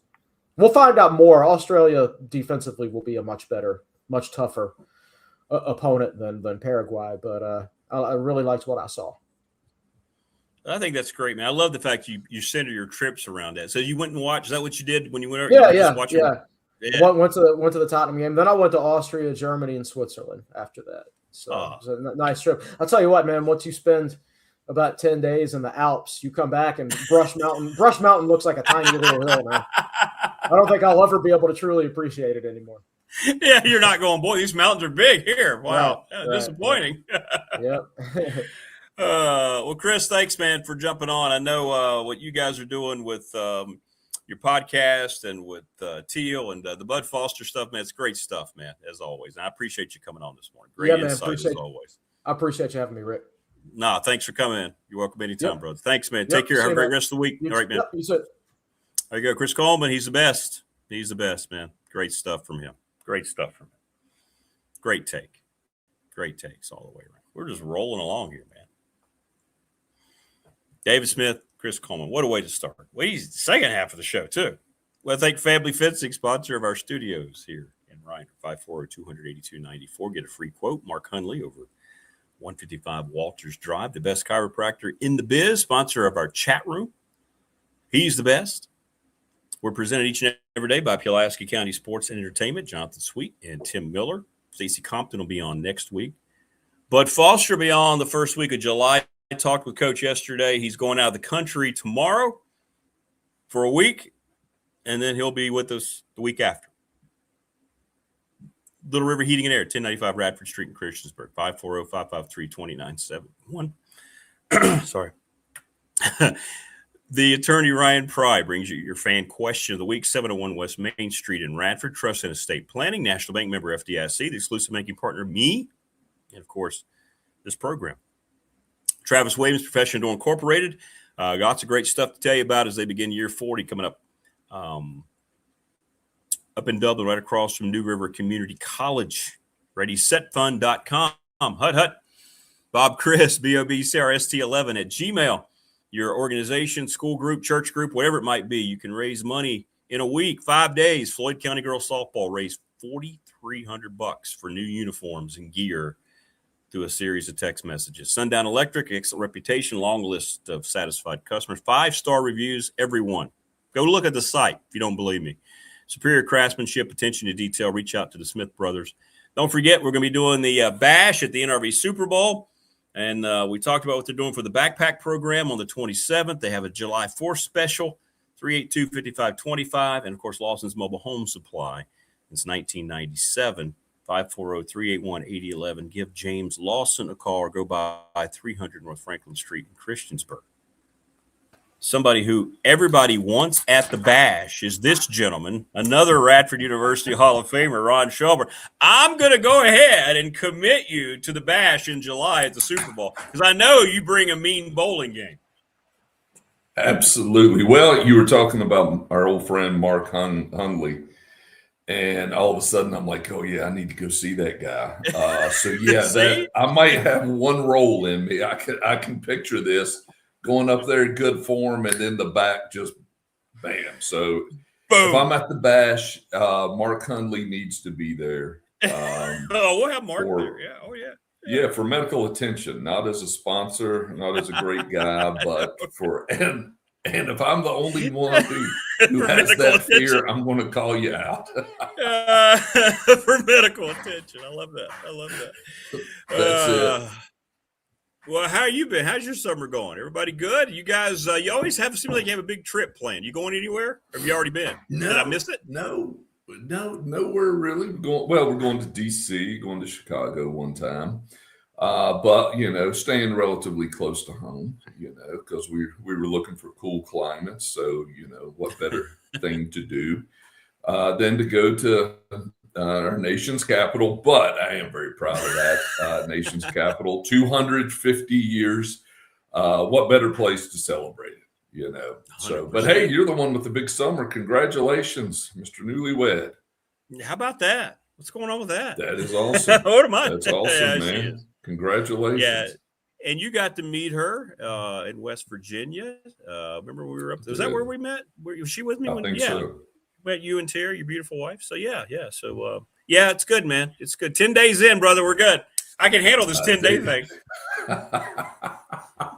There you go. It only gets better. Yeah. It only gets better. All right. So I'm watching the NBA Finals, and I'm thinking about when I grew up and you grew up. There are the ways you appreciated basketball being played. And I thought the New York Knicks encapsulated a lot of that. I'm not a Knicks fan, but I'm glad they won the title. 53 years is a great story that they ended the drought. I want to get your take on the Knicks because they reminded me of an old school type of team. It doesn't have to always look – whatever the new NBA is, I haven't been a part of it. I haven't liked it. So when I was watching the Knicks, I was thinking, all right, this is kind of what I was used to. What was your take watching that team and how they just got hot at the right time and the way they go about their business? Well, for the last 2 years, I've been watching the Knicks and Jalen Brunson talk about old school. I mean, he is an old school player. I mean, it's much talked about the influence that his father has upon him. His father's on the bench, right, for the team. Yeah. And but you can just tell he is an old school player, hard worker. And for the last 2 years, it just seems like he has willed them to as far as they can possibly go. You know, with his style of play. I saw this weekend. Dart, he's an Eagle Scout. Really? I didn't know. Eagle Scout. Yeah. I mean, so this is a team with a lot of character. Karl Anthony Towns. I mean, you see how he's progressed. I mean, we remember when he was a freshman at Kentucky. And when I think of him, I remember when he was at Kentucky, after a game, they're interviewing Calipari, John Calipari, who was his coach at the time. And, you know, they blow somebody out, but he's ranting and raving, talking about the maturity of the team. They need to essentially grow up. And you can tell he's just really wanting to cut loose. And he kind of faintly mentions Karl Anthony Towns. About that time, I mean, you couldn't have staged it better. Karl Anthony Towns comes behind him, photobombs him with some kind of silly face right when Calipari is talking about how Towns needs to grow up, needs to show more maturity. And then he walked out. And then I did see Calipari at one of the games, and you could just see how Towns, how he conducted himself through the whole series. You know, I don't know if it was the 29-point comeback or what, but he hit a huge three there, you know, falling into the bench. It was just one more play that kept them in the game. You know, the worst thing for the Knicks are the Knicks fans, okay? Because I've really been enjoying watching them for 2 years, was kind of pulling for them. And I think it's good for the NBA that the Knicks, after that kind of shutout, it's, you know, an iconic team franchise, but, you know, 50-some years since they've won. And so the series starts, and I see the Knicks fans. And as much, look, if you can buy a ticket, go. But, you know, they would go on the road, and it was just kind of like in their face. And I get it, you know, Walt Frazier, some of the greats wanting to show up and stuff, but come on, Ben Stiller. No way, man. And, yeah. And I feel like the Spurs just gave it away. I mean, they gave every single game away. Yeah, led every game. Yeah. And to me, it was the Spurs were, and I hate to use this term, it sounds like a corporate term, self-awareness. But it's the biggest hyphenated word that I think about all the time. Yes, and it applies to those guys. With the Spurs. I know. After that 29-point, you know, comeback, I mean, and I didn't know really how to feel. Part of me was I was kind of down the middle, but you just hate to see a team just just to give it away. It was like $1,000 bill laying on the floor that they would never just reach down and pick up. Right. And so many games, it just struck me that they would get those leads, no killer instinct to put it down. And again, that's not taking anything away from the Knicks. But, I go back to that series when the Knicks opened up with Cleveland. Okay. And in the very first game, Cleveland has them beat. But then out of nowhere, Brunson wills them to victory, and then they swept them. Okay. They swept Cleveland. Right. They're never out of it. Okay. That should be the lead on the scouting report. It doesn't matter how many points we are ahead. Keep playing hard until the end of the game. And so many times I would watch the Spurs, and I kept thinking I would always, not that a game in the Big South Conference is equivalent to the NBA Finals, but it's the same principle. My freshman year at Radford, we played East Carolina at home. Okay. Last game before Christmas, and we're putting it on East Carolina. We're up, about 20 points. And back then in 1987, it was a 45-second shot clock, I think. That's right. Yeah. And so for whatever reason, we pulled the ball out, and we're going to start milking the clock with 10 minutes left. Okay. So, you can figure out what happened next. Next thing you know, this 20-point lead is about a 2-point lead, and we're on our heels. So we ended up having to scramble. Unfortunately, we did, pull the win out. But I'll never forget it. It was a classic case of you're always playing to win. Don't play not to lose. And I don't know if that was the deal with the Spurs, but after that 29-point comeback, I'm seeing some of the interviews the next day, and it was just like, learning experience. Yeah. And I'm like, what are you talking about? You just blew that lead. I know. And we'll learn. And I thought, okay, well, maybe it's good that they are oblivious to what they just gave away. They're not throwing in the towel yet. And sure enough, the next game, I guess it was in San Antonio, maybe, boom, they're up again. But then I'm like, all right, I know how this turns out. And it was, but it was an exciting series. A lot of stuff happening. Wemby, I mean, that's a very unique player. I enjoyed watching him play. But anyway, to kind of forgive my rant, but to come full circle, Jalen Brunson, that's an impressive guy. Reminds me of Joe Dumars somewhat from the Pistons back in the day. I like that. Yeah. I like that. Yeah, not a lot of talk, just let's play ball.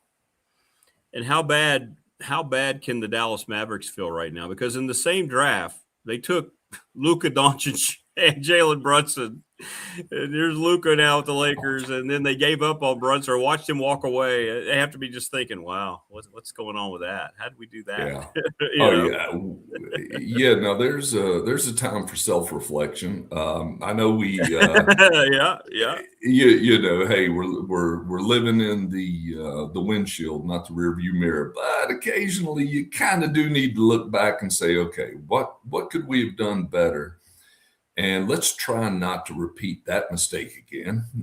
Let's not do that anymore. Yeah.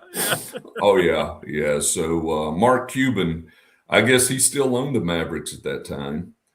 I don't know. Maybe it's a situation where, we've seen this in Dallas where ownership likes to put their fingers too much into the day-to-day, the talent acquisition, because they own the team. So correct. Maybe it's something in the water down there. I don't know. Yeah, I don't know. It's interesting though. It's very interesting. But the Knicks got it. They deserved it. I'm glad they won it. They're a team that I really, really fond of. Really, really fond of. So you got any story? People are asking for Shelburne stories. You have one teed up today? What do we got going on? I mean, I'm putting you on the spot here. You got the former Jim. You want to talk about? Wasn't there somebody we were going to talk about? I can't remember. Last time we teed up something, and I can't remember if it was a game on the road. I can't remember if it was some gym or somewhere. I don't know. Maybe not. But Well, I've got one that just popped in my mind. That's fine. Yeah, I saw on Facebook where one of the all-time greats at Martinsville High School passed away recently, maybe over the weekend, Kevin Beamer. Okay. And when you think about one of the all-time greats at Martinsville High School, man, is that list long? Okay. And back in the 80s, I mean, Martinsville dominated everything. They dominated football, basketball. I mean, they, Husky Hall, what he did. Jeff Atkins, I think, followed him up. But Kevin Beamer was and I didn't know him, but he was, about a 6'5", 6'6" player for a great team. They won all those state titles, but he passed away this weekend. And I only crossed paths with him one time. Going into my sophomore year, again, I'd had 1 year of organized basketball. Again, in the words of many, I was still struggling to walk and chew gum at the same time. Okay. But I'm going to get there one day, Rick. I promise you. I know you will. One day you're going to figure all that out. I'm going to get there. I'm going to master that, that athletic move. But so we go down to Virginia Tech. Now, keep in mind, I got to bring Mike Porter up. Mike he's with us. He has already committed to Virginia Tech.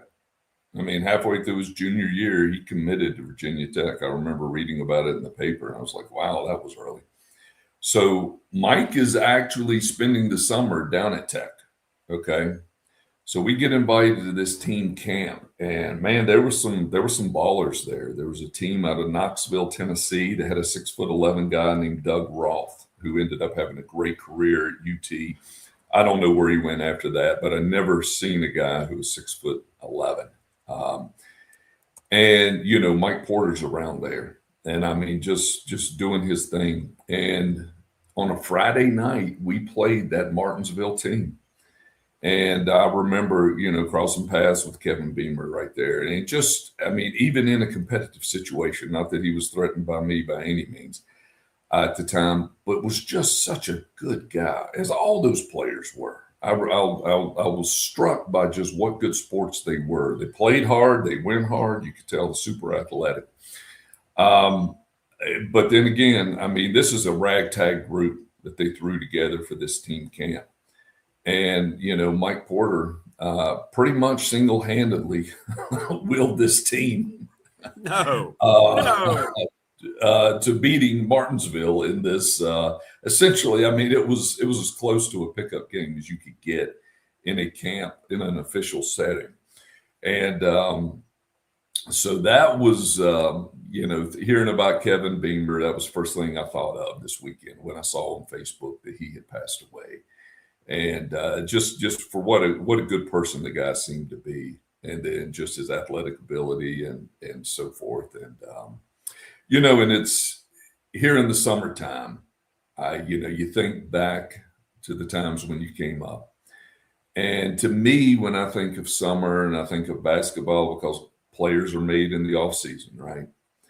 And back when summer camps used to be a thing, Pat Burns, pretty much the first time I met him, he says, we got to get you to go to Prep Stars basketball camp. Yep. And this was like the cousin to 5-Star. Okay? Yeah. Howard Garfinkel and all that. It was huge. And my good friend, Mark Genziano, who I went to Radford with, hung around, the team, and, just a great relationship. So many RU players. Mark reminded me last night in a text talking about Dick DeVinzio. Okay. Dick DeVinzio. Have we talked about the DeVinzio brothers in the past? Yes. I don't know if we have. I'm pretty sure we did. Yes. Yeah. Mark reminded me. We can hear about him again. It's fine. So Dick DeVinzio, I think he was All-American guard. I should know this. It was either UNC or Duke. I know the Duke fans or UNC fans. I mean, how do you mess that up? I don't know. It's UNC or Duke. But All-American guard, he and his brother Dave DeVinzio, they had these camps, Prep Stars basketball camp.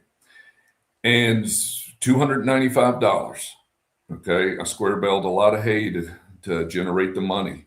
for that. But Coach Burns says, hey, we need you down there. You need to be in shape. He worked with me to get me up. And it was a great week because that is basically where, players like me, this is where the recruiters come in. This is where they see you.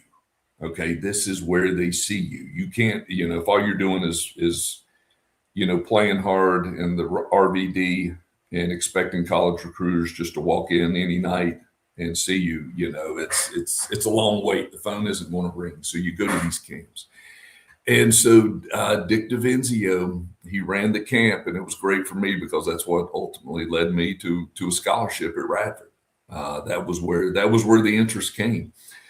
And but Dick DeVenzio, what's notable is he would pretty much have an hour session with all the campers every day, and it would be him sharing his philosophy on the game of basketball and anything else that was on his mind at the time. Very colorful guy, very entertaining, but you could tell he had everybody's best interest at heart, just a nice guy.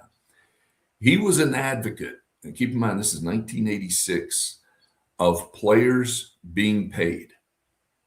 He was a pioneer. I don't know who was the first person that said this. Hey, players need to be paid.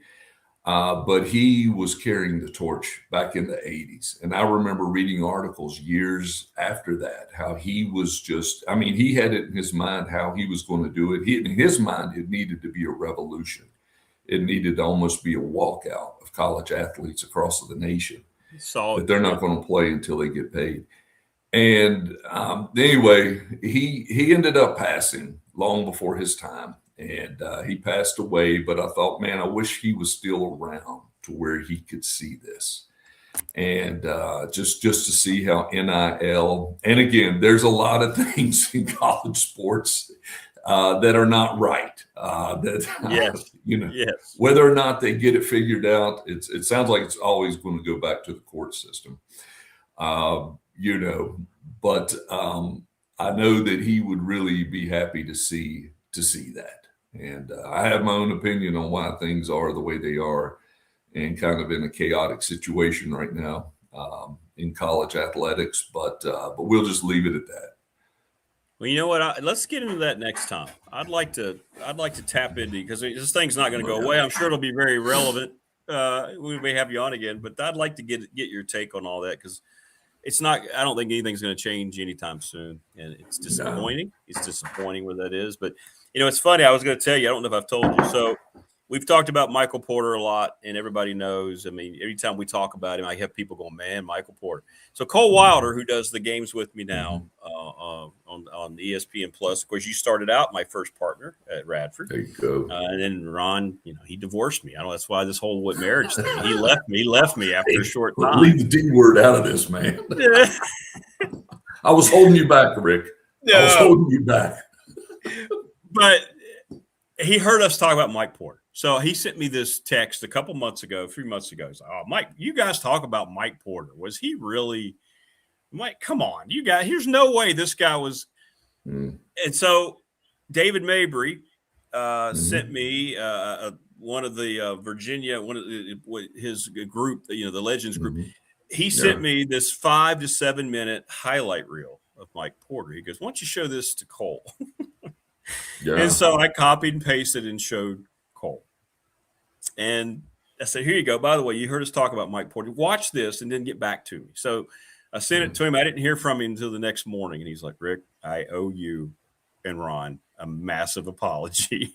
I said, when we try to tell you he's the most talented player in the history of this area, we're not just blowing smoke. Right. So I thought that was kind of cool. I wanted to share that with you. Cole's like, okay, I'm on board. I'm on board now. So, and the video, you got to see it, right? Sometimes you just have to paint a picture for all of us. You got to see it, right? It's unbelievable.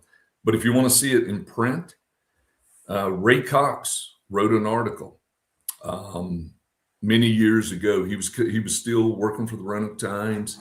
He was covering the state tournament. He wrote an article, talking about all the great players he had seen, at the state tournament. Everybody from Allen Iverson to where, I mean, Ray's got a depth. Oh, his Rolodexes, yeah. Oh, yeah. And he just went through there, and it was an incredible article. And then at the end, he says, but the best I ever saw, hands down, Mike Porter. Come through the state tournament because, in 84, 83, 84, Pulaski, they made it, that great team, with Porter, Todd Hopkins, Ivan Snell, that whole crew. Our good friend Woody Altizer on that team. Yeah. They made it to the state championship. And he talked about Ray Cox said, hands down, the best I ever saw, Mike Porter. And here's a little fun fact. Did you know that Mike Porter had a cameo, and I'm using the term cameo very loosely, in a very famous film starring Eddie Murphy back in, I think it was 1988 or something? No. Have you ever heard that? Coming to America. Yeah. Yeah. Coming to America. There's a scene where there's a double date, and they go to a St. John's basketball game. And, they show actual footage from the game. Now, and again, it didn't show, Mike going in for a tomahawk or anything. But it was clearly Mike Porter right there. And I was like, holy cow. He's in the movie? It's his scene in the movie? Really? Okay. His scene. Yeah. Yeah. And it's worth going back and watching that movie just for that and for a whole lot of other reasons. I'm going to. I'll do that later today just to find the yeah. I do know exactly what you're talking about because they're sitting there with the Jerry Curl guy. And Yes. That's it. Hey, and I'll share this. To be a little more serious about Mike. All right, here's the thing. I mean, obviously, 5'11" at best. I mean, incredible dunker. But here was the thing. He always, and for, people that just are really into basketball, they'll appreciate this. He always left from 2 feet. It was not something that where he had to be in full court stride and get his momentum up and go off 1 foot to get up there. I don't know that I ever saw him dunk coming off 1 foot. It was always whether he was operating down low, or whether he was in the full court, he always planted on 2 feet. I mean, he was a power dunker if there ever was. I mean, he was Daryl Dawkins in a 5'11" body. 5'11" guy, yeah, he was. Much more talented than the great Daryl Dawkins, rest in peace. But that's just something that popped up about Mike. That Cole and everyone needs to appreciate. He always left from 2 feet. Always left from that's not bad advice for life, as a matter of fact. Always leave from 2 feet. Not bad. Just stay grounded. Stay grounded. As you always are, my friend, and I do appreciate you stopping by today. That was awesome. Thanks for the invite. I always enjoy coming on, man. The show's doing great. You're killing it. Yeah, and, doing good. Looking forward to the bash. Again, we do. You'll be there. Morris? Medical personnel. Gilbert's there. Yes, for the ball. We do need medical personnel. I know we were kind of joking about it, but seriously, if we could have medical personnel there, I would appreciate that. I'll work on that with Hundley. I will. There you go. All right, brother. Well, have a great weekend. Thanks for the well wishes again, and we'll talk very soon. Absolutely. Take care, Rick. All right, brother. There you go. All right, show with the best. My good friend. Nobody's better than that guy. That guy's known Ron a long time. He's earned everything he's got. He's very, very successful and just a great dude. Just a great family. Radford Hall of Fame. We had 2 Radford Hall of Famers on today. Jeez. Morris says, now I can die. Ron is coming. Yeah, Ron will be there too. He won't just tell us he's coming. Ron will be there. I like medical attention. All right, I kicked the hell out of my monitor here. So not this one over here that I use. It's like all these colors are going on right now, and it's kind of freaking me out. I don't know what I did. But anyway, we're good to go. Don't forget, let me get this right here. Let me get this thing up here because tonight at 7, Big Dog Pop's going to debut, and we're going to talk about all sorts of things. Sports is fine, but we're going to talk about music. We're going to talk about movies, TV, politics, whatever. Stop on by. What I need is your email address. We're going to put you on the screen. We can get up to 6 to 8 people on the screen. I need your email address. Send it to the professional door text line, 3910788. You can DM me through Facebook. If you want to just give it to me in chat during the show, I don't care. Whatever you're comfortable with. But we'll have you on. We'll talk about whatever. We're just going to – there's not any rules. It'll be a little more unfiltered. This is something that I want to try and see how it goes. I know people have been very excited. I had several people reach out to me yesterday about it. So, yeah, let's get it going tonight with Big Dog Pop at 7 p.m. here on the main channel, okay? I'm not going to make you search for it yet. It has not, we haven't gotten it started, so it's not like we can create a different channel yet. But that'll be tonight. I'm excited. I hope you're excited. Your opinions are going to make the show. Your take on whatever it might be is what's going to make the show. So bring it tonight. We'll put you on screen. Nobody has to be shy, and we'll have a great time. Let me see if I can fix this real quick. Dwight Vick momentarily.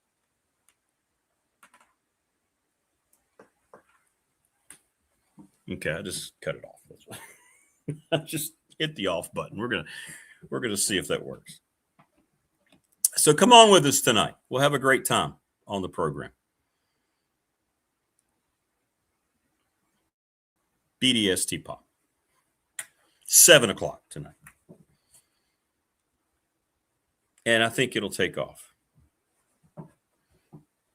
Because it's not just sports. Talk about movies. We'll talk coming to it. What a great see Ron. So now Ron has me distracted. Because now I want to go back and watch that scene from Coming to America. They are at a St. John's game, and I didn't realize they show a Mike Porter scene, play in the background. They were showing actual footage of the game. He played for Lou Carnesecca. Didn't work out for him long term there, but of course Ron Shelburne knows that. Right? Like, of course Shelburne has that knowledge. Of course he does. Of course he does. All right. Are we good? Yeah, we're good. I think we're back up and running now. It'd probably be good if I wasn't just kicking the crap out of stuff down here.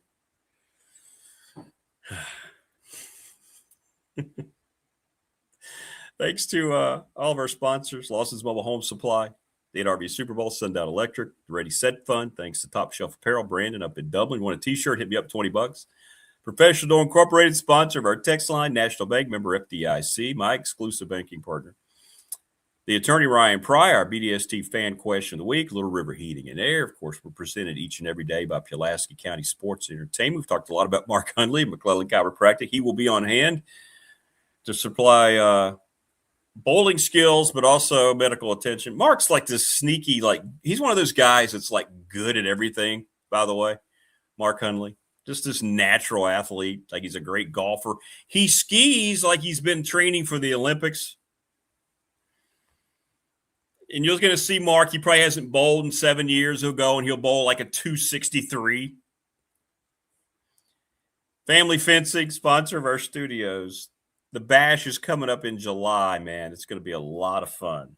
Did they eat at McDowell's before the game? I think they may have, yeah. Wayne, you better be there tonight for the debut of Big Dog Pop. Tell Carol that you've got to stop by. But that's tonight, by the way. I put it up on all the socials just now, so you'll be able to find it everywhere. 7 o'clock tonight. I will be on time, and we will rock and roll with BDST Pop tonight. Dwight Vick joins us next. We'll give Dwight an open invitation when he joins us here. See if he wants to stop by tonight. By the way, as knowledgeable as Dwight is about humanity, relationships, he works in the profession to help people, and about football, tech football, and about kids and everything. He knows as much about movies and pop culture as anybody that I know. Let me go get Creed. Creed, by the way, had a little chipmunk snack. So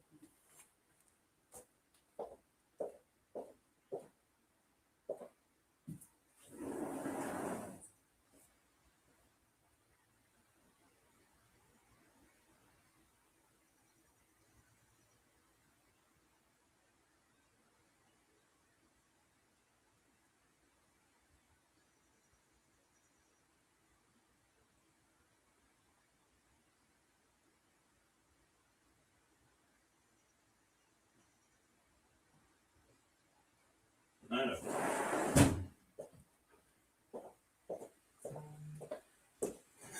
All right. There we go. Took care of some business there. Joining us now on the program, we always take care of business when this gentleman's with us. He is the quintessential source for all things Virginia Tech football. Helper of humanity. One of the best people I know, the White Vic. What's up, DV? Good morning. Hey. Good morning. Well, first of all, if you have any time or you're sitting around, you get a little bored tonight, join us for a Big Dog Pop's going to debut tonight, 7:00 on the channel. Also, just come on by. 7 o'clock. 7 o'clock. We're just going to talk about yeah. How long does it go? So yeah, if you want to pop on tonight, man, let me know. Let's just send me your email. I'll send you an email. How long does it go tonight? How long does it go? You know what? I'm just going to go. If it's going well, I'm just going to let it go for a little while. No rules. Just whatever people want to jump on tonight. We're just going to have fun with it. I think I got 7 to 8. So I think I'll be finishing up at about 7:45 with work. So Thursday's my long day. I know. Yeah. But I'll send me the link. I'll jump on. All right, we'll do that. Well, listen, man, a lot to get caught up with. I haven't talked to you in a while. I was out honeymooning last week and everything. Yeah, so, congratulations. Thanks, man. How about that? What's up with that? Yeah. How does that work? Yeah. Give me some secrets. Now, this is my second go around. You've been what? You met your wife at Tech, correct? Or was it before that? No. I met my wife at Tech. Matter of fact, I met her in 1997. That's cool. Yeah, gosh. Actually, Monday will be 25 years. Oh, happy anniversary. That's awesome. Yeah, we've been together 29 years total. I 3 kids later, house, some goldfish, some guppies or whatever. Yeah. Couple of cars. It's life is a lesson. It's a journey. It's been a long journey. It's been a good one. So hopefully we got 25 more years in us. Yeah, man, it's crazy. I met her at Virginia Tech. She used to work. I was going in to get some books at Volume 2 bookstore. I was a true student athlete. And I was in there. Imagine that, right? Wow. Who knew that could connect? Yeah, I go into the bookstore. I had never seen her before. We had maybe been in the same spaces, but we never really met. And then went up to the register and she blew me away with her smile. She just had the prettiest smile. And I was just like, I don't know if soulmates are real or like Cupid and all of that, but I felt like the music was playing when I met her. Like when I met her, like it was like slow motion. Like she was working in register and I was like, hey, what's up? How you doing? She was like, hello. And then I was like, you a student here at Tech? She was like, yeah. And I just started talking to her. And then it was 2 other ladies that worked there that I already knew, Sabrina and another girl named Kim. And I was just being silly. I'm always being silly. And I was trying to impress her. And I was like, well, I'm a 3.8 GPA student. I'm going to graduate cum laude or whatever. And I said, Kim, tell him. And Kim looked at her. She was like, all right, Vic, whatever. And I said, what are you doing? But anyway, man, I asked her if she was going to a party later that night. And she said she was. And then I did. I saw her later that night. And we talked and we danced.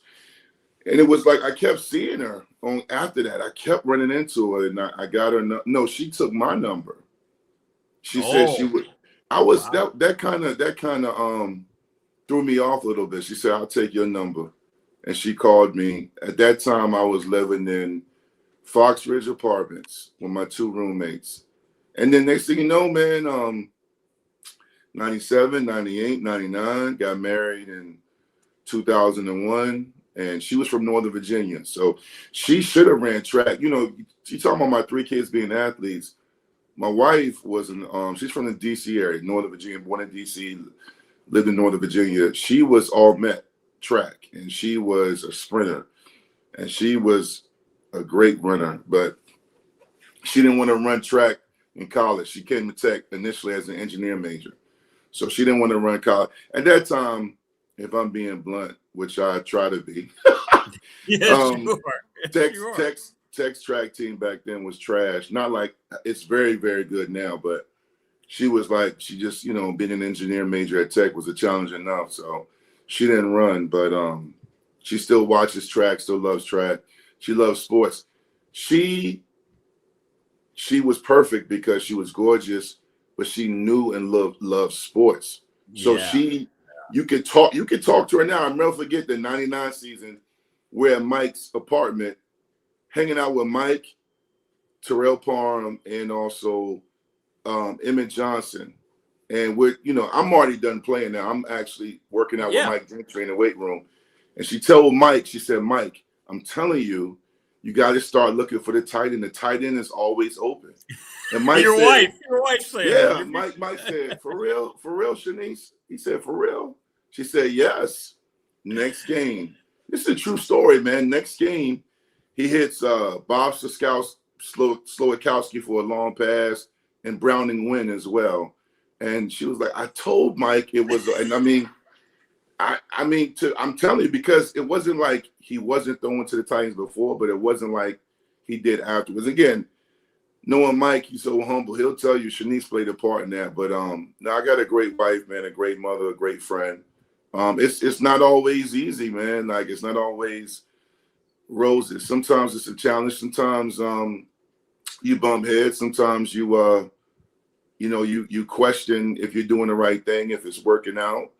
But, think about 25 years or 29 years in any relationship, right? So that's just life. I think we do it the right way because we don't paint a beautiful picture. I think we are truthful and honest about how hard it is and how committed you must be, but also how love is unconditional and how you have to make it work by sacrifice and communication, evolving with each other.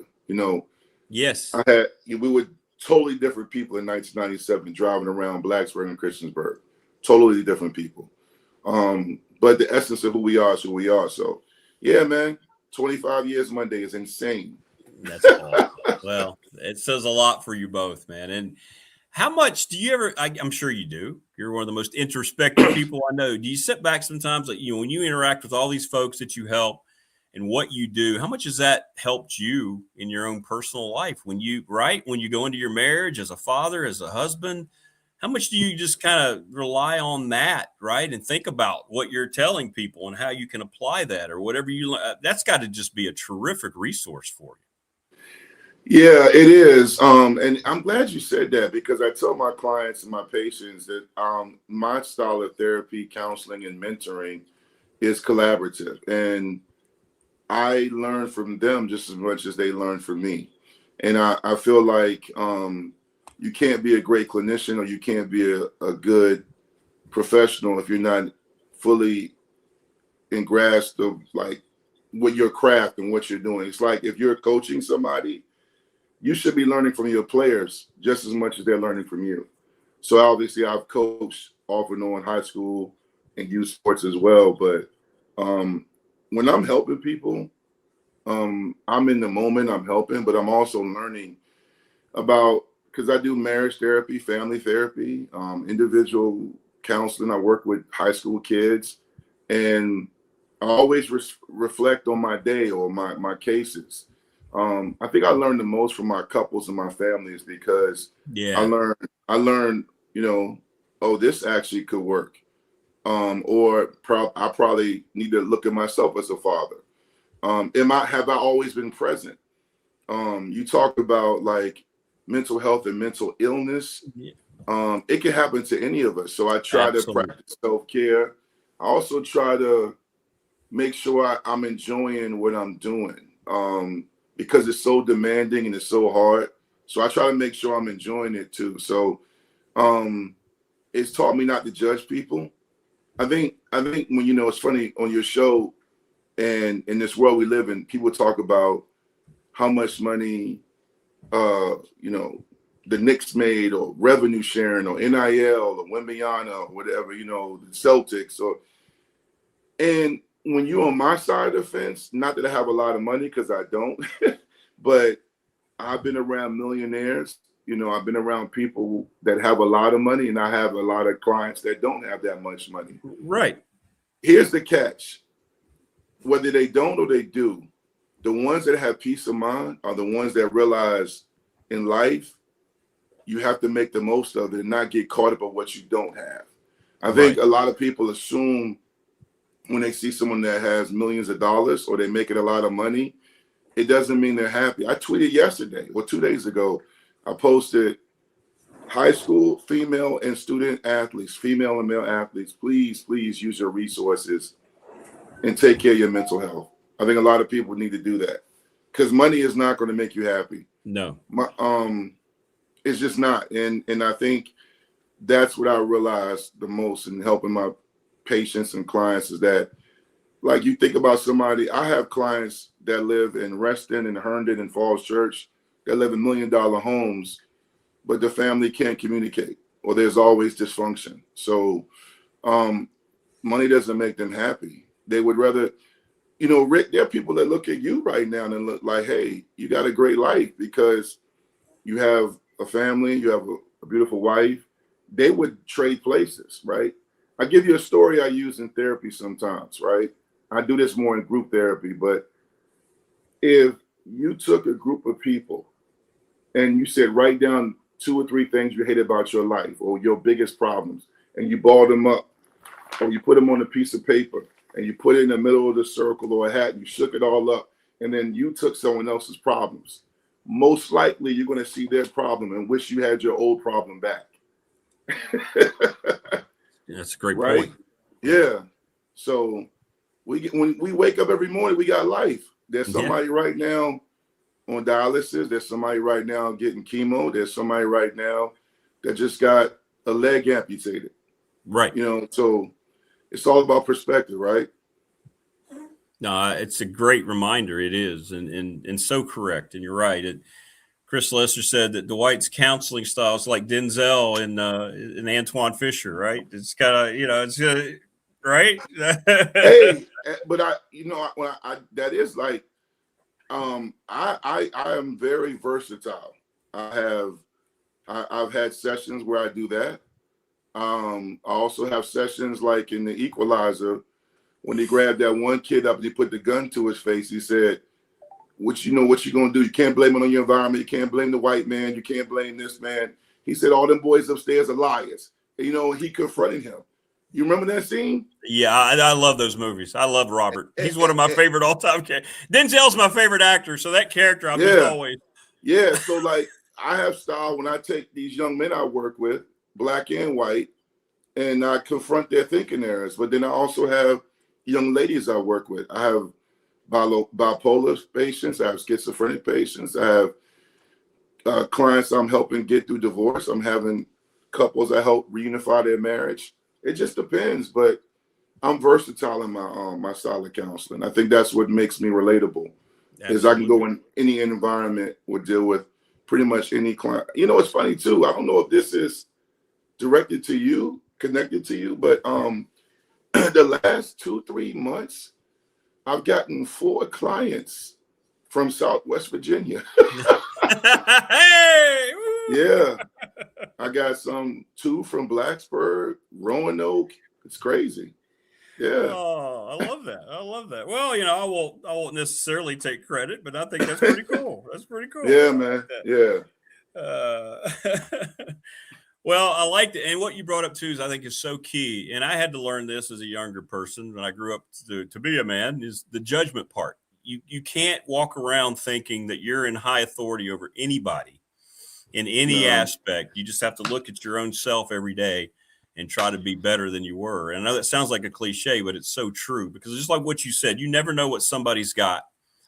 And I always try to remember that. And I don't care if they agree with anything I say on the channel during the show, or if they disagree. I love it. Whatever. If you're just honest about your take, then that's all I need. And I think that's what has happened too much. And that's what we see too much in this world. So much judgment. If you like this political candidate, or you don't like this one, then all of a sudden you're a bad person. I don't understand that type of thinking. You know, everybody's got to. But anyway, I'm with you 100% on that. About the whole. Yeah, I think what happens is social media is very powerful. We have more opinions from people all over the world more than any other time in the life. Were those opinions there before social media? Absolutely. We just didn't hear about it, didn't know about it. I think the most dangerous thing you can do is judge something, especially we don't know all the facts. You don't know all the story. You don't know everything behind it.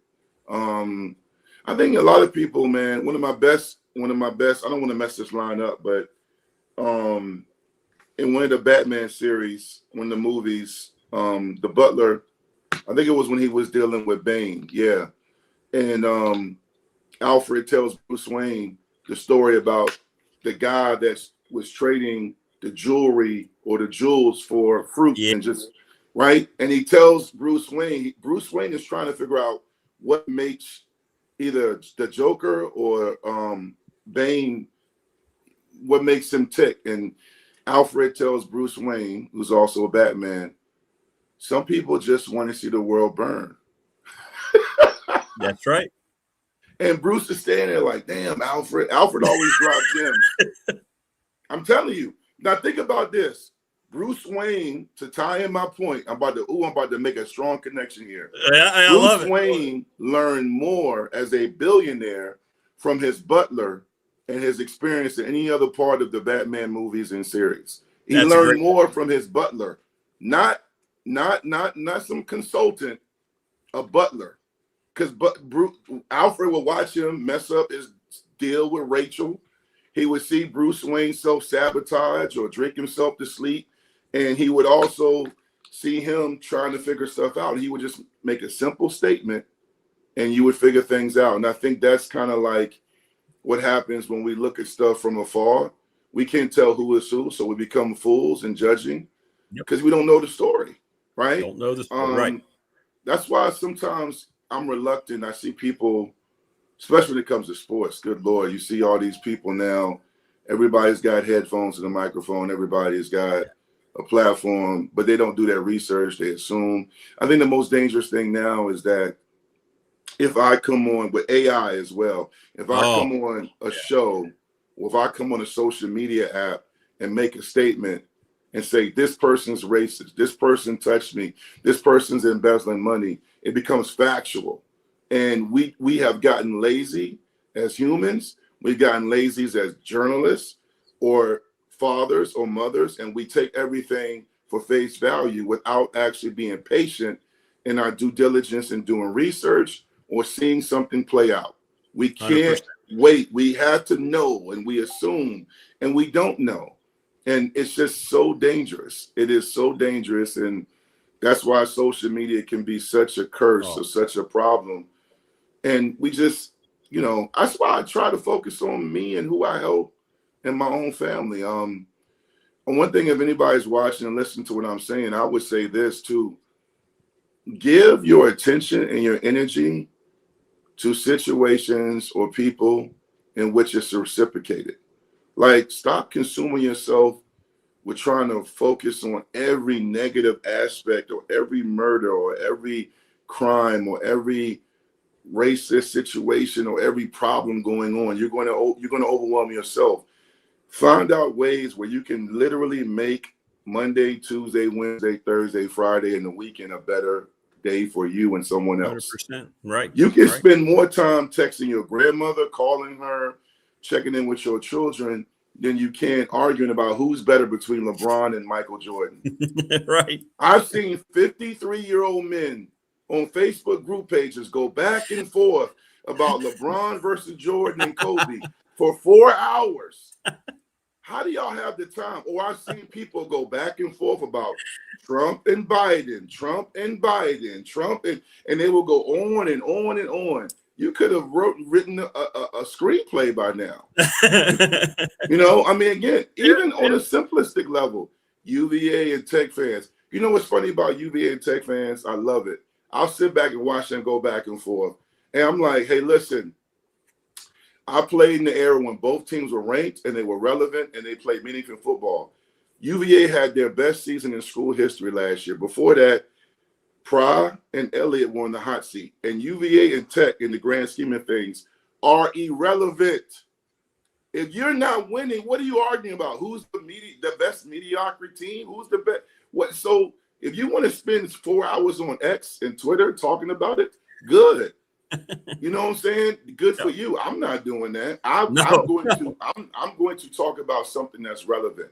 Will I debate somebody for a few minutes? Yeah, but I have trolls that jump in my mentions all the time, and I look at them and I just say something real quick, and I block them or I keep it moving, because again, like that scene in Batman when the butler, he says, Alfred says, some people just want to see the world burn.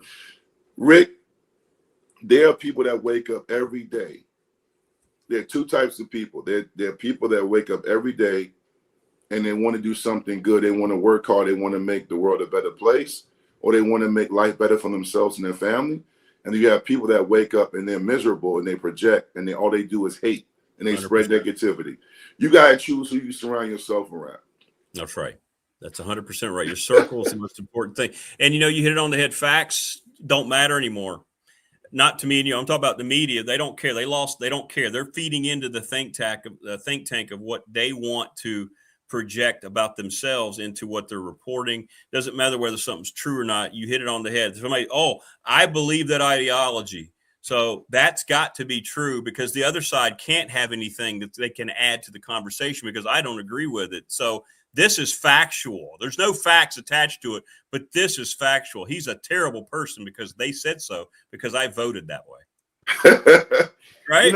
Yeah. I mean, listen, I see it. You're right. I just think if you're not working on yourself, and you're not really trying to invest in yourself or other people, and I don't mean being selfish or self-centered. I mean, like, maybe you're not good at speaking in front of people, but you have some extra money. Why not donate that money to a cause, or why not spend your energy on something that's going to be reciprocated, something positive, something that's going to give you a fulfillment. Like, I just, when I coached my son in football and basketball when he was young, you talk about what I learned from people.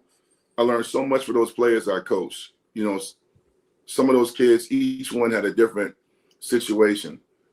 So I became a father figure to many of them to this day. I also learned about myself. I learned about humanity. I learned about being a humanitarian, and also just the importance of time. Like, you can't get that time back, right? So that's why to kind of bring full circle to Virginia Tech. One reason, man, I kind of checked out on Tech football the last handful of years wasn't because they just weren't solely winning. I felt like when I was 25 and 27 and 32 years old, I had more time to waste. When I say more time to waste, I could give a team 4 hours out of my Saturday and watch it. Because, my kids were smaller at the time. Maybe I didn't even have kids. But then when you look at how much time is, whether you want to say time is money or how precious it is, to me to give away 3.5, 4 hours out of my day or even longer during the week, covering it in a podcast and watching an incompetent football team go out and a program that has millions of dollars look incompetent, look selfish, and players posting online about this, that, and whatever, and coaches just there for the money. That's why I had to kind of withdraw myself. I've not been to Lane Stadium in years. People don't know that because, I've been called the Tech ambassador, and Tech football is such a big part of my life. I stayed connected to Tech because I love the university. I love Tech football and Tech sports.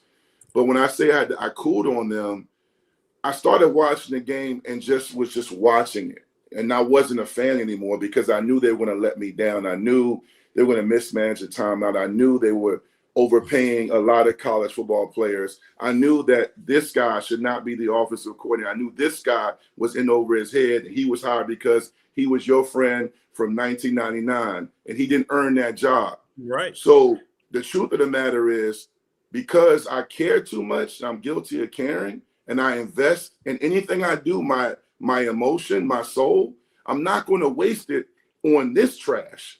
And this is why I have so many hats and so many things because I'm fans of people and players.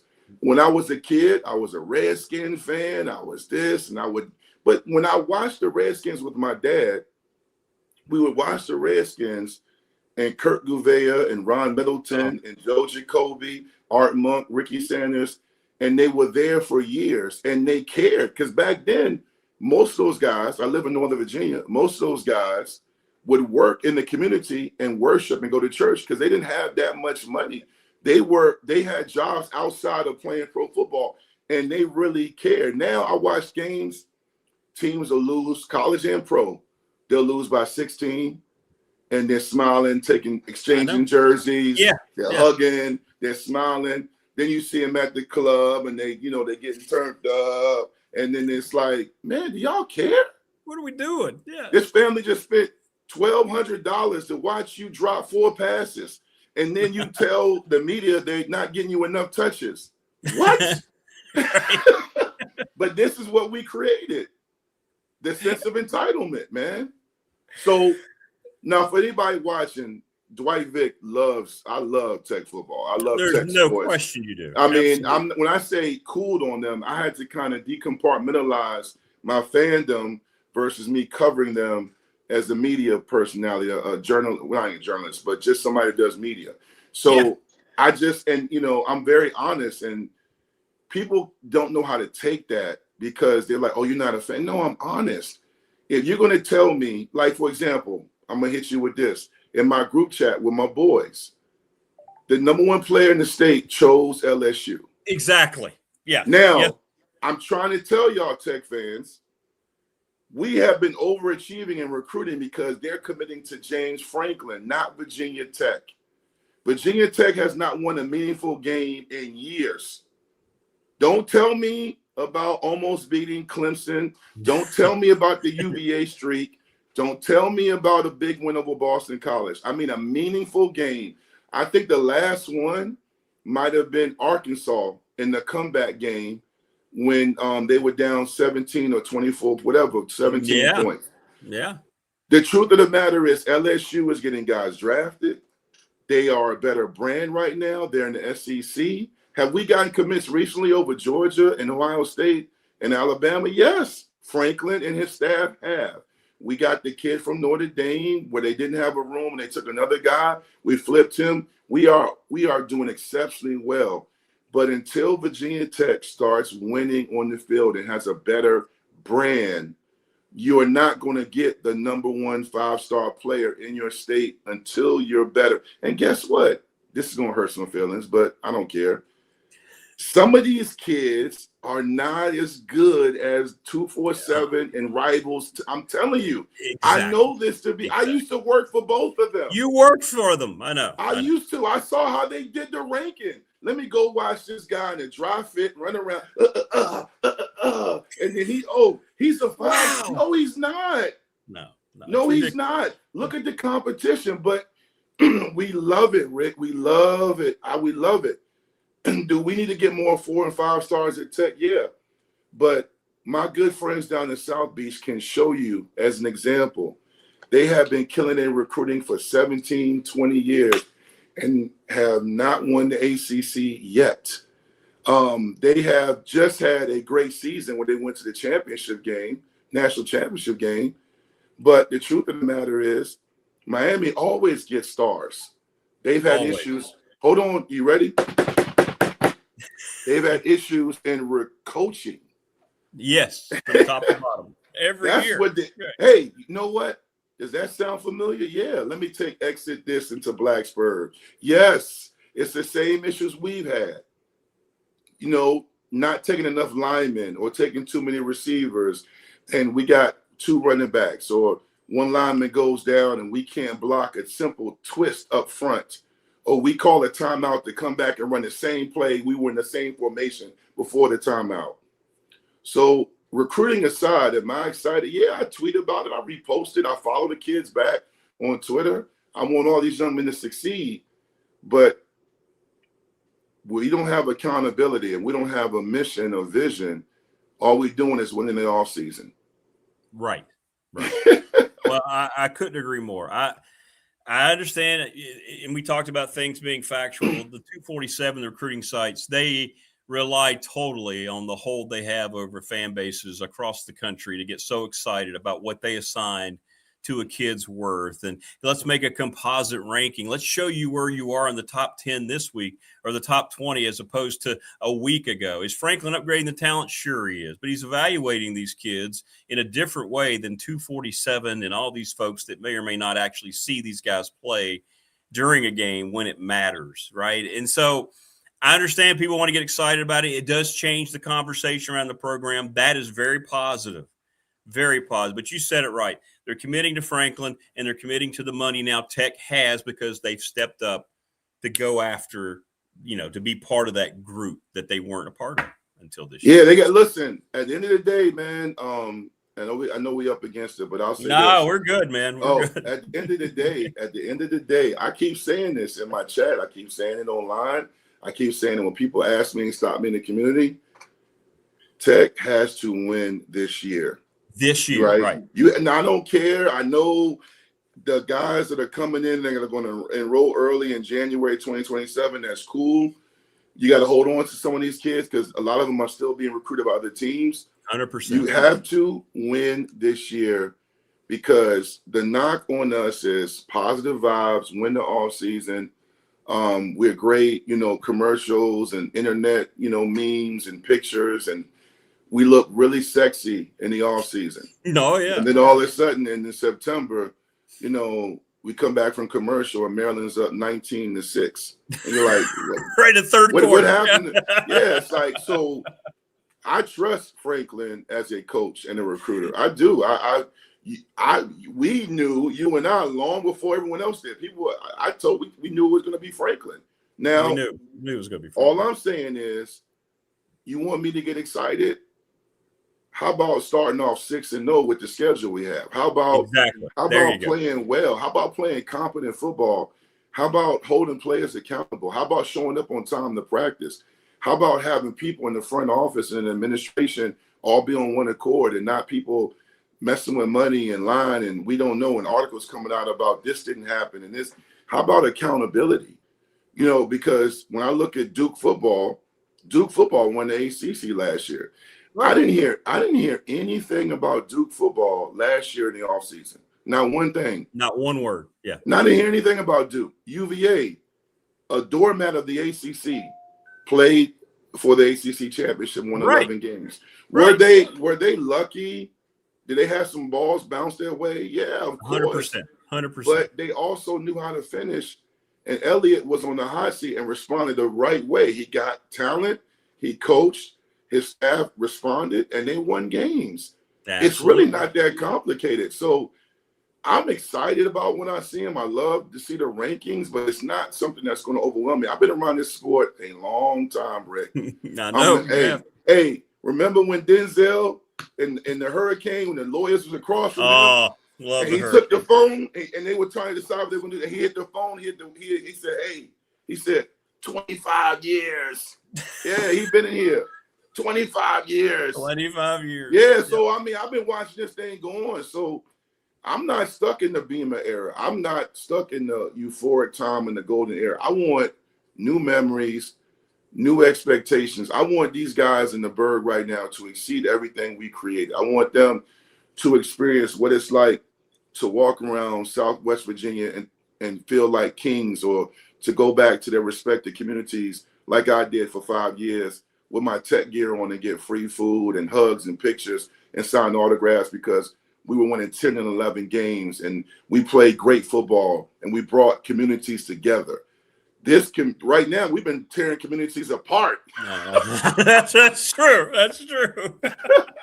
Even the little sectors right around Blacksburg. Absolutely. Yeah, man. So I didn't mean to be so truthful this morning, but no, you're always truthful. It's great. Y'all can pass around the collection plate. My Cash App is DVic. No, I'm playing. I'm playing. No, I'm good. Yeah, before I sign off, congratulations again to you and your wife, man. Thanks, man. I'm not 25 years in yet, but 10 days has been pretty good, so I'm excited. Hey, 10 days. Yeah, man. 25 years, 29 years together, man. Shout out to Volume 2 Bookstore. Shout out Absolutely. to my wife. Volume 2, where relationships can be more. Yeah. Yes. Well, hey, if you get to a point tonight and you're sitting around, it's your long day, I know, but shoot me a text. I'll send you the invite, man. We'll rock and roll. Yeah. So it'll be like this where I can jump back on and run my mouth. Yeah, we're going to have all sorts of people. Anybody who wants to come on, we're going to send me their email. We're going to have them on. Yeah, we can have up to 8 people on here. Oh, yes. It's going to be fun. All right. It's gonna be fun. Okay, yeah. And we can talk about anything, movies. Anything. Crazy. Oh, we're like unfiltered, this. Brother. We're unfiltered. I like this tonight. Okay, absolutely. Yeah, absolutely. All right, for sure. Yeah, I'll check back in if I can. All right, cool. All right, boss. Great stuff, brother. Thanks, Ben. We'll see you. Have a great day, man. Hope to see you tonight. All right, yes, sir. Dwight Vick, great stuff. Yeah, unfiltered tonight. Big Dog Pop, 7:00 here on the channel. It's up on the socials. You'll see it. The same link is up. You just click on it. And instead of, that logo in the corner up there in the upper left, this will be the logo. Boom, Big Dog Pop. And we'll have the big picture up as well at some point. But you'll see this everywhere. When you see that, you'll know that we're you see what I did there? We got a record. We got there's Creed. We got a microphone. I'm wearing a superhero thing. I got headphones on. I got TV. I got a TV camera. We got albums, CDs, cassettes. So yeah, we're gonna have a good time tonight. Stop by. No wrong answers. Only thing we won't tolerate is idiotic, asinine hate crap. That's not going to be allowed, and you will be banned for life. But anything else goes.